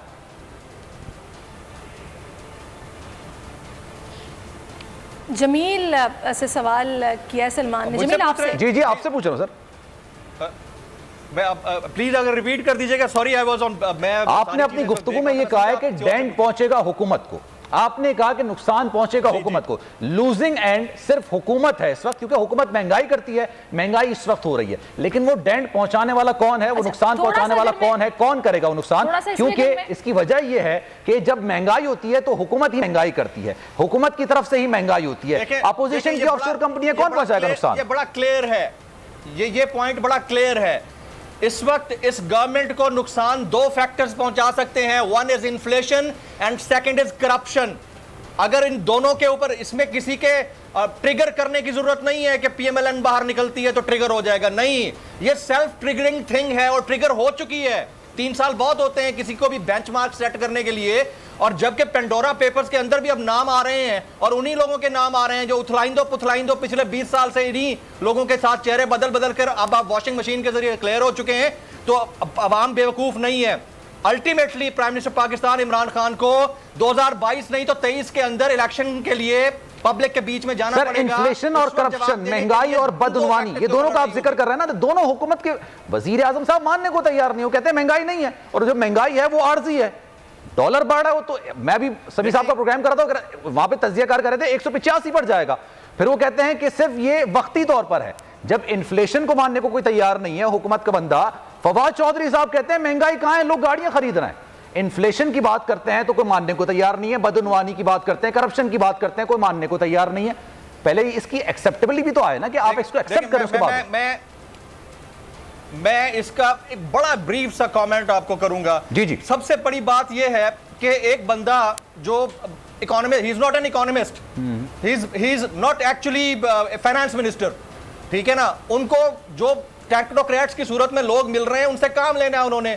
अब उन्होंने अपने आप को डिफेंड तो करना है ना, मैं इधर पीटीआई को बैठ के डिफेंड तो नहीं कर रहा, डिफेंड करना है तो उनको जो लॉजिकल चीज नजर आती है बयान कर देते हैं। इमरान खान को पता है कि कितनी महंगाई है, उनके इर्द गिर्द मौजूद लोगों को भी पता है कितनी महंगाई है। मैं ना मानू वाला मंत्रा नवाज शरीफ के दौर में भी था, अब भी है। मैं वही बात कर रहा हूं कि यही वो चीज है जो डैमेजिंग रहेगी कि आज से 2 साल बाद जब पब्लिक में जाएंगे तो थप्पड़ थपेड़े वहीं पर इसी चीज के पड़ेंगे। एक करप्शन, दूसरा इन्फ्लेशन। अगर 1 साल के अंदर इन्होंने इसके ऊपर काम ना किया सही। आप जमीन हमारे साथ फैसल जावेद साहब ने इस वक्त में ज्वाइन किया है, पाकिस्तान तहरीक इंसाफ के रहनुमा है, सेनेटर है, हमारे साथ मौजूद है। बहुत शुक्रिया फैसल साहब आपका, बोल न्यूज के लिए आपने वक्त निकाला। सर जी, इर्द गिर्द जो आपके लोग हैं उनके नाम भी ऑफशोर कंपनियों में सामने आ गए, क्या कार्रवाई हो सकती है उनके खिलाफ? क्योंकि वजीर आजम साहब ने कल इजलास बुला लिया है और इस बात पर गौर व गौस किया जाएगा, क्या समझते हैं आप? देखिए, 2 चीजें हैं। एक तो ये है कि कुछ लोगों ने पहले तो नाम जोड़ने की कोशिश की कि वजीर आजम इमरान खान का भी ऑफशोर कंपनी से, तो वो तो ICIJ ने कह दिया है कि इमरान खान साहब की कोई कंपनी नहीं है, ठीक है। तो वो तो एक चीज सामने आ गई। सही।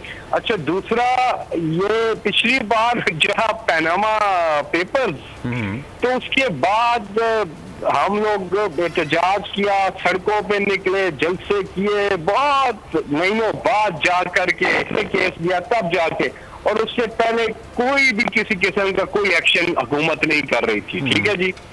अब इस बार 9:30 बजे बोल टेलीविजन और बाकी चैनल्स ने इसको दिखाना शुरू कर दिया, ये जो है पेंडोरा पेपर्स जो हैं, और वजीर आजम पाकिस्तान दुनिया का पहला मुल्क है जिसने पेंडोरा के आने के कुछ ही मिनट्स के बाद इन्वेस्टिगेशन का बोल दिया है। दुनिया का पहला मुल्क है और दुनिया में इसकी अब तारीफ हो रही है, BBC भी तारीफ कर रहा है, बाकी पाकिस्तान ने फौरी तौर पर इन्वेस्टिगेशन का पाकिस्तान के प्राइम मिनिस्टर ने ऐलान कर दिया है। अच्छा, अब इसमें देखना ये है, एक आदमी उसने मनी लॉन्ड्रिंग की है, इलीगल तरीके से पैसा से बाहर लेके गया है और अपनी ऑफशोर कंपनीज बनाई हैं, ठीक है जी। ऑफशोर कंपनी जो मियां साहब की निकली थी और उनके टब्बर की खानदान की जो निकली थी, वो टूल थी मनी लॉन्ड्रिंग के लिए, वो पैसा बनाने का एक टूल थी कि मुल्क से आप पैसा बाहर लेके जाते हैं।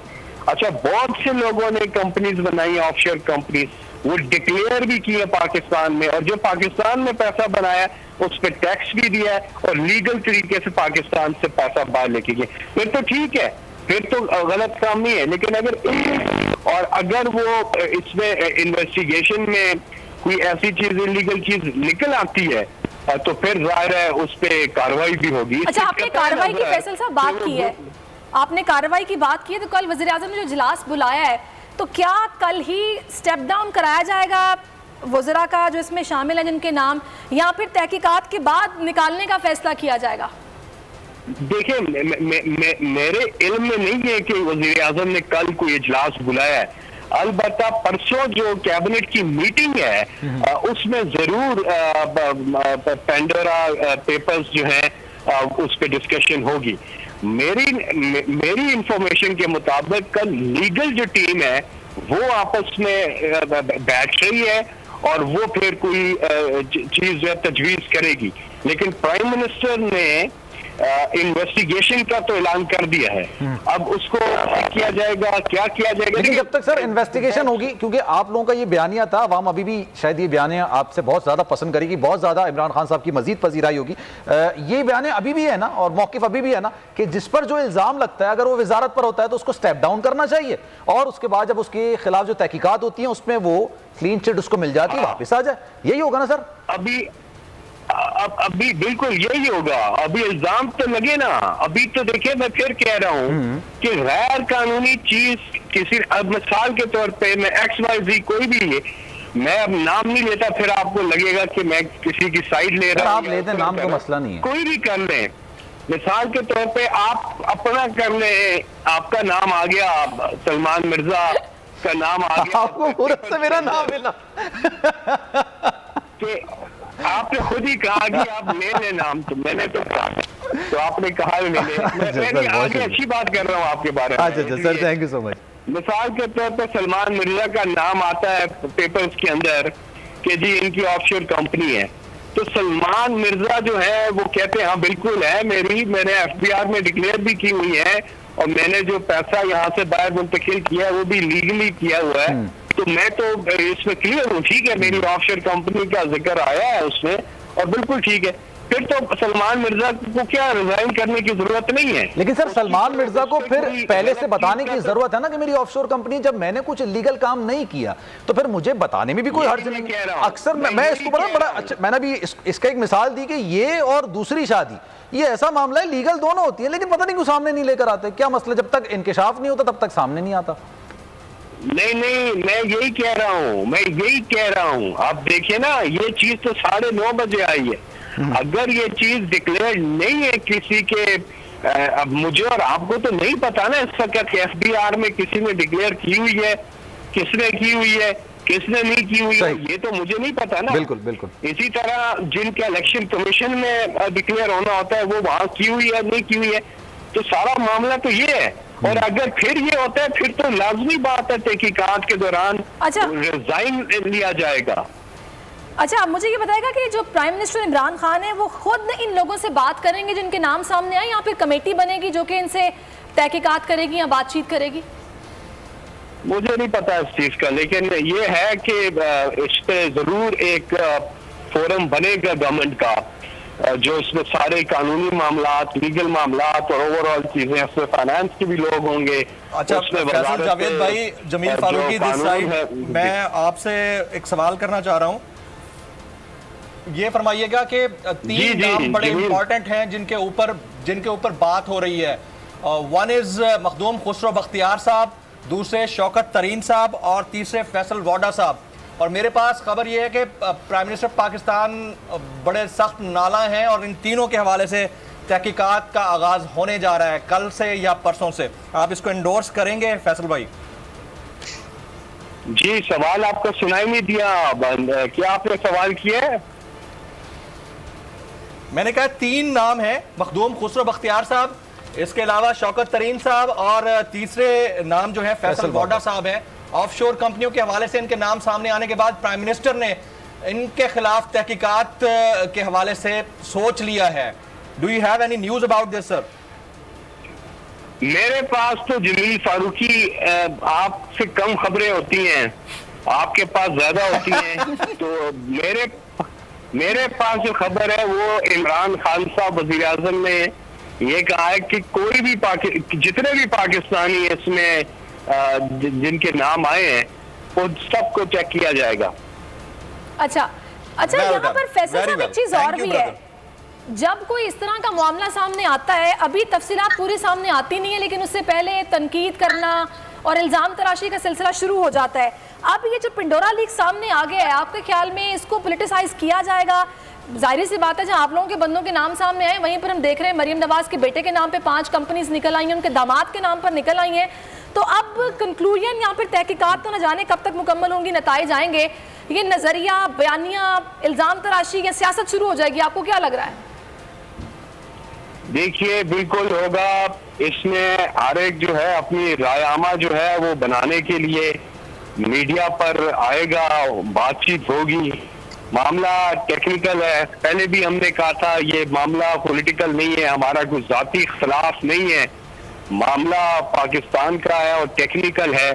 मामले को टेक्निकली एड्रेस होना चाहिए, रसीदें दिखानी चाहिए, मनी ट्रेल दिखाना चाहिए और सोर्स ऑफ इनकम दिखाना चाहिए, डिक्लेरेशन दिखानी चाहिए। और इलीगली हुआ मुल्क से सबसे बड़ा मसला ही तो ये है ना जी, $1 ट्रिलियन सालाना गरीब मुल्कों से अमीर मुल्क ट्रेवल करता है पैसा, और $7 ट्रिलियन पड़ा हुआ है उधर। तो ये रिपोर्ट फैक्ट की है और वज़ीर आज़म ने UN की स्पीच में भी ये मामला उठाया, 2019 में भी इस मामले पे बात की। गुर्बत की वजह ये है, ये चीजें हैं कि हम मनी लॉन्ड्रिंग जो होती है गरीब मुल्कों से अमीर मुल्कों में। अच्छा, अब जब ये पूरा एक एक्शन लिया जा रहा है और पूरी एक वज़ीर-ए-आज़म ने अपनी जो पोजीशन जो है कर दी है कि तमाम पाकिस्तानी जिसके नाम आ रहा है, कुछ जो है वो नाम ऐसे भी चल रहे हैं जो पहले भी गवर्नमेंट का हिस्सा रहे हैं, यानी कि कुछ ऐसे नाम भी हैं जो पीटीआई की गवर्नमेंट का हिस्सा भी रहे हैं। वज़ीर आज़म ने तो अक्रॉस द बोर्ड बोल दिया है कि सारों की होगी जिन्नत। ये पहले भी पाकिस्तान में ऐसा पहले कभी हुआ ही नहीं है कि किसी वज़ीर आज़म ने इस किस्म की चीज की हो, अक्रॉस द बोर्ड की बात की हो। वो क्योंकि खुद मुलव्वस होते थे, खुद ये धंधा करते थे, उनका पूरा खानदान करता था, तो इसलिए वो ये बात नहीं करते थे। वो तो हमारा प्रेशर था, हमारा एहतजाज था, और बोल टेलीविजन ने भी उस वक्त लाइव ट्रांसमिशन उस वक्त भी चलाई थी, पनामा पे भी चलाई थी, और आज आप पेंडोरा पे भी चला रहे।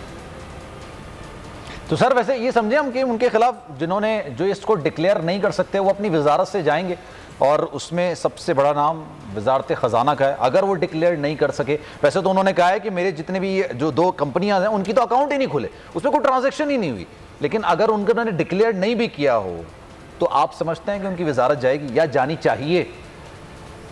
देखिए, उन्होंने तो मैं अब इंडिविजुअल्स पे बात करना नहीं चाहता, लेकिन उन्होंने तो अपनी जो बात की है, मेरा नहीं ख्याल उन्होंने कहीं उन्हें जरूरत पेश आई कि ईसीपी में तो उनके पेपर्स ही जमा होते ना, वो तो अब होंगे, वो जब सेनेटर का इलेक्शन लड़ेंगे तो डिक्लेरेशन ज्यादा जो है वो एफबीआर वाली जो है वो। अच्छा, फिर उसमें भी एसेट्स जो हैं वो देखे जाते हैं, एसेट्स आप डिक्लेयर करते हैं। तो अब मुझे नहीं पता जो इसकी क्या उस पे है, वो तो जाहिर है अपनी पोजीशन खुद ही बता सकते हैं, लेकिन वज़ीर आज़म साहब ने ये तो कह दिया है कि वो सारों का ही देखेंगे, और जो इसमें क्लियर है वो ठीक है, जो क्लियर नहीं है उसके खिलाफ एक्शन होगा। तो जाहिर है, चलें जमील भाई की खबर को तस्दीक कर देना, आप तस्दीक कर दें, वजारत ख़जाना की परफॉर्मेंस से वज़ीर आज़म इमरान खान साहब खुश हैं या नाला हैं, आपको क्या लगता है? देखिए, इस नहीं, ये आप एक अलग टॉपिक के पेंडोरा पे अलग आप और पेपर्स खोल रहे हैं आप। अच्छा, चलिए मुझे ये बता दें, पेंडोरा पे भी आपने बोला ना वज़ीर आज़म ने हिदायत दे दी है, कार्रवाई होगी। तो सर, जो इदारे अकाउंटेबिलिटी करने वाले हैं उन पर तो पहले ऑपोजिशन सवालात उठा रही है। वो ये बोलते हैं कि जी ये नैब न्याजी गठजोड़ है, अपनों की बात करते नहीं है, हमारे पीछे लगे हुए हैं। तो दोनों तरफ से नाम है, ये तो टेस्ट है इमरान खान के लिए। हमारा तो पहले भी जो सल्तान खान है वजीर, वो नैब, बाबर अवान नैब और आजम स्वाति सब नैब के सामने गए हैं, पेश हुए हैं। सिटिंग वजीर थे ना जी, सिटिंग, और उन्होंने वजारतें छोड़ी हैं और पेश हुए हैं। ऐसी बात नहीं है, ये इनका तो हर बंदा खुद मुलव्वस होते, खुद अव्वल तो खुद मुलव्वस होते हैं और फिर उनको बचाते ऊपर से लेकर नीचे तक। इधर आप ये देखें कि जो लीडर इमरान खान तहरीक इंसाफ के चेयरमैन है, वो क्लियर है, ना खुद करप्शन करते हैं, ना किसी को करने देता था कि ऐसी चीज हो जिससे बायस टू नजर आए, ऐसा तो सवाल ही नहीं पैदा होता। अच्छा, उसामा भी हमारे साथ हैं। उसामा, आप काफ़ी देर से खामोश हैं, थोड़ा सा मैं आपको गुफ्तगू में शामिल करती हूँ। मुझे ये बताएगा कि नून लीग को एक प्रॉब्लम थी कि भाई इमरान खान जो है वो अदालत से सादिक और अमीन डिक्लेयर हो गए हैं। अब वो लोग पहले से ही कह रहे थे, आपने ऐसे इकबाल साहब के बयान सुने हैं कि भाई इन्हें चाहिए मुस्ताफ़ी हो, इन्हें चाहिए एक दफ़ा फिर से इत्तेमाद का वोट लें। इनके हाथ से तो मौका निकल नहीं गया, क्योंकि इमरान खान साहब का तो सिरे से नाम ही नहीं आया। उल्टा मरियम नवाज साहब के बेटे के नाम पर 5 ऑफशोर कंपनीज निकल आई और दामाद की भी निकल आई। मौका निकल गया हाथ से। Best way of defence is to attack, तो इसलिए वो अटैक की तरफ जा रहे हैं, क्योंकि इमरान खान साहब के हवाले से तो कुछ भी नहीं मिला। तो अब मसला यह है कि क्या करें। अब काबीना में लोग हैं तो उस हवाले से कहेंगे, वरना नवाज शरीफ साहब से तो कभी पूछ लेते हैं कि जी वो भी इस्तीफ़ा दे दें, उनके ख़ानदान के हवाले से जो बात आई है। या अब जो अली डार साहब हैं, जो दामाद भी हैं नवाज शरीफ साहब के, उनके हवाले से फिर वो पहले बात कर लेते कि देखिए जी हमारे तो अपने घर से निकल आया। अलबत्ता एक चीज़ मैं ज़रूर क्लियर कर दूँ कि मरियम नवाज साहिबा ने ये कहा है कि जी ये जुनैद सफदर के हवाले से जो खबर चली है ये गलत है, हत्ता कि शहबाज गिल साहब ने भी इसको ट्वीट किया है और दीगर चैनल्स ने भी। तो वो ये कह रही है कि जी वो इस पर मुकदमा करेंगी क्योंकि जुनैद सफदर के नाम पर उनके लिहाज से कोई कंपनी नहीं है, ये सब झूठ है, उनकी भी नहीं थी, या पता नहीं वो 5 कंपनी उसको डिनायल बता कर पाकिस्तान में, वो भी पहले उन्होंने डिनाय पे गई थी, फिर बाद में बहुत कुछ निकल आया, तो आप समझते हैं। यही तो मसला है सलमान, क्या आप जैसे लोग फिर लाजवाब कर देते हैं। वो लंदन तो क्या पाकिस्तान में कोई जायदाद नहीं थी, अरबों रुपए की निकल आई, जायदाद वैसे कैसे बनाएंगे आप मुझे बताएं? हर ऑफशोर कंपनी में आपने पैसा डाला हुआ है तो जायदाद कैसे बनाएंगे? लॉजिकल है नहीं। अब देखिए उनका मौक़िफ़ तो सामने लाना चाहिए। जब हमने एक चीज़ ये चलाई है कि जी ये चीज़ चल रही है और शहबाज गिल साहब जी एक जिम्मेदार आदमी हैं, उन्होंने पीटीवी का स्क्रीनशॉट भी साथ लगाया है। अब जाहिर है कि वो काबीना का हिस्सा हैं, वज़ीर-ए-आज़म के मामले ख़ुसूसी हैं पॉलिटिकल अफेयर्स के लिए, उन्होंने ये बात कही है तो मे भी उस चीज़ को सपोर्ट कर रहे हैं और करेंगे भी जब वो कह रहे हैं। लेकिन इस चीज़ को डिनाई भी किया जा रहा है। वो साफ़ी जो इसमें शामिल हैं इस चीज़ को सामने पाकिस्तान, वो कह रहे हैं जी उनके इल्म में नहीं है। तो अभी देखते हैं चीज़ें बहरहाल आगे चलते हैं। डिनाइल का ऑप्शन मौजूद होता है अगर किसी का नाम सामने आता है और उसकी कंपनी नहीं हो तो वाकई में वो डिनाइल का ऑप्शन है, या वाकई में ये जो पेपर्स होते हैं इतने ऑथेंटिक होते हैं कि आप डिनाइल पे नहीं जा सकते?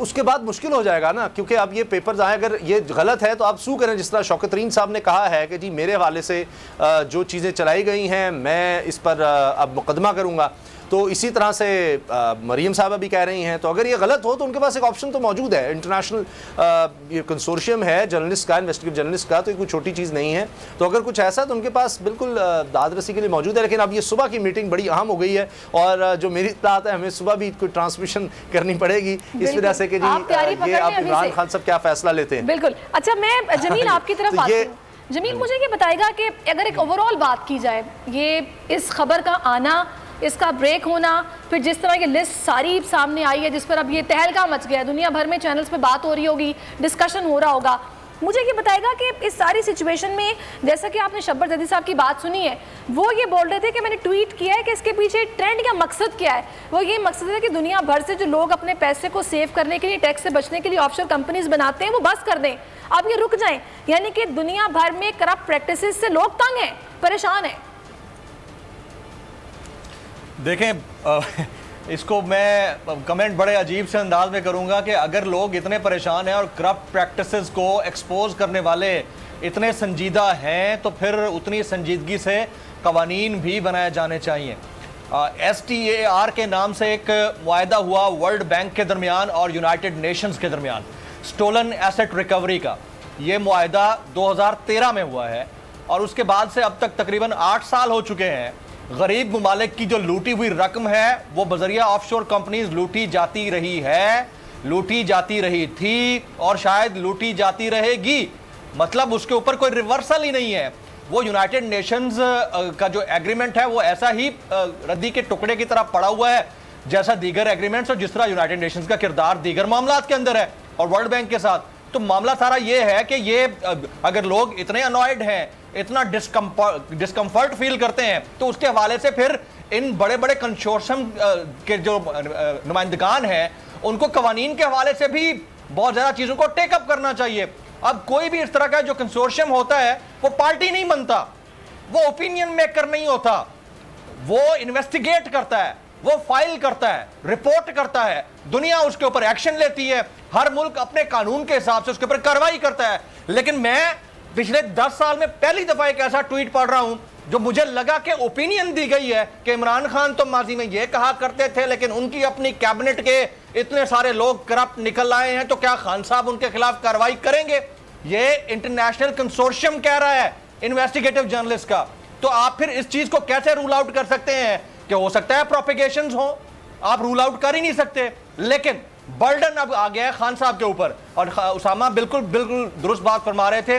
कल सुबह हो सकता है आपको 9 बजे के बाद से दोपहर 1 बजे तक कोई बड़ी खबरें 2-3 ऐसी मिल जाएं जिसमें आपको फिर बैठना पड़ जाए, क्योंकि खान साहब बाद में जो तहकीकात होनी है वो होते हुए देखें ना देखें, लेकिन जिनके नाम आए हैं और जिन्होंने सादिक और अमीन ना होते हुए अपने ये तमाम असासे डिक्लेयर नहीं किए थे उन्हें कम से कम अपने कलमदान फिल वक्त तो छोड़ना पड़ेंगे। बाद में कुछ हो ना हो हमें नहीं पता। आपको याद होगा जुल्फी बुखारी साहब के साथ क्या हुआ, उनको जाना पड़ा फिर वापस आ गए तो आ गए। इसी तरह से आजम स्वाति साहब के साथ क्या हुआ।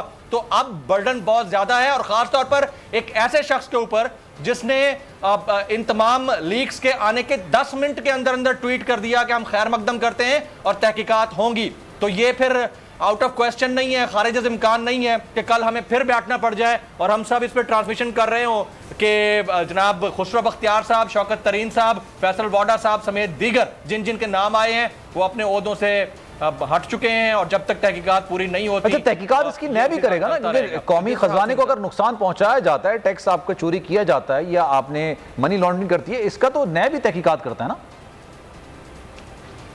एब्सोल्युटली नैब तहकीकात करेगा, लेकिन देखें नैब इंडिपेंडेंट इदारा है, प्रोसिक्यूटर जाता है, प्रोसिक्यूट करेगा उसको और उसके बाद नैब अपने तरीके से उसको परसू करेगा। प्राइम मिनिस्टर किसी चीज के हवाले से प्रोसिक्यूटर्स को ट्रिगर कर सकते हैं कि आप लोग इसके ऊपर तहकीकात करें, और अगर किसी शख्स ने अपने अवाइल में किसी चीज की डिक्लेरेशन नहीं की है और अब इन चीजों के आने के बाद वो डिक्लेयर करता है तो उसके ऊपर भी क्वेश्चन आएगा। अच्छा, वैसे क्यों नहीं किया आपने? जिस तरह खबरें होती हैं और आपका काफी कांटेक्ट होता है मोबाइल पे सियासतदानों के साथ, पीपल्स पार्टी की तरफ से कोई ट्वीट नहीं आया और शर्जील मेमन साहब का नाम आने पर क्या बिलावल या फिर मुराद अली शाह साहब ने कोई ट्वीट नहीं किया? देखें, ट्वीट्स आने का सिलसिला जारी है, लेकिन मैं फिर वही बात करूंगा, लूजिंग एंड पे ना पीपल्स पार्टी है, ना PMLN है, ना ही कोई कॉर्पोरेट एंटिटी है। लूजिंग एंड पे हमेशा हमेशा हर दौर में गवर्नमेंट होती है और सबसे ज्यादा प्रेशर भी उन्हीं के ऊपर होता है। तो अगर जरदारी साहब की पार्टी या उन्होंने सिंध गवर्नमेंट में से किसी ने ट्वीट नहीं किया था, उनको इससे फर्क नहीं पड़ता। शर्जील मेमन साहब पहले भी इस फ्लक्स में रहे हैं, निकल जाते रहे हैं, इसी तरह से PMLN के लोग भी फ्लक्स में रहे हैं और उनके नतायज आए क्योंकि उस वक्त वो गवर्नमेंट में थे नवाज शरीफ साहब, अब गवर्नमेंट में है खान साहब, और ठीक है उनके ऊपर कोई चार्जेस नहीं है लेकिन उनके इर्द गिर्द लोगों के ऊपर है, तो सारा फोकस उनके ऊपर होगा। और एक और चीज मैं यहां पर ऐड कर दूं जो हम मिस कर रहे हैं, बहुत बड़ी चीज, और वो ये है कि हमारे मुल्क के जो सलामती इदारे हैं उनसे वाबस्ता साबका अफसरान की घर वालों और बच्चों के नाम भी ऑफशोर कंपनियों में शामिल हैं जो अभी हम टिकर पढ़ रहे हैं। मुझे फिर यह पूछना है कि उधर भी क्या तहकीकात होंगी या नहीं होंगी? हम तो कहते हैं ना अक्रॉस द बोर्ड अकाउंटेबिलिटी हो, अक्रॉस द बोर्ड अकाउंटेबिलिटी में चाहे उसका ताल्लुक मीडिया से हो, जुडिशरी से हो, आपके सलामती के इंस्टीट्यूशन से हो, पॉलिटिशियंस हो, फिर तो अक्रॉस द बोर्ड होना चाहिए। तो ये बर्डन फिर खान साहब के ऊपर ये भी आता है कि तहकीकात होंगी तो चले तो कल पता चलेगा ना, कल का इजलास बताएगा। वज़ीर आज़म इमरान खान खुद बात करते हैं, कमेटी बनती है, क्या हिदायत दी जाती है और किस तरह से कार्रवाई होगी। बहुत शुक्रिया आपका जमील, आप हमारे साथ मौजूद रहे। शाखावर साहब आपका शुक्रिया, उसामा गाजी आपका भी शुक्रिया, गुलाम मुर्तज़ा आपका भी शुक्रिया। सब्सक्राइब करें और बेल दबाएं ताकि कोई खबर रह न जाए।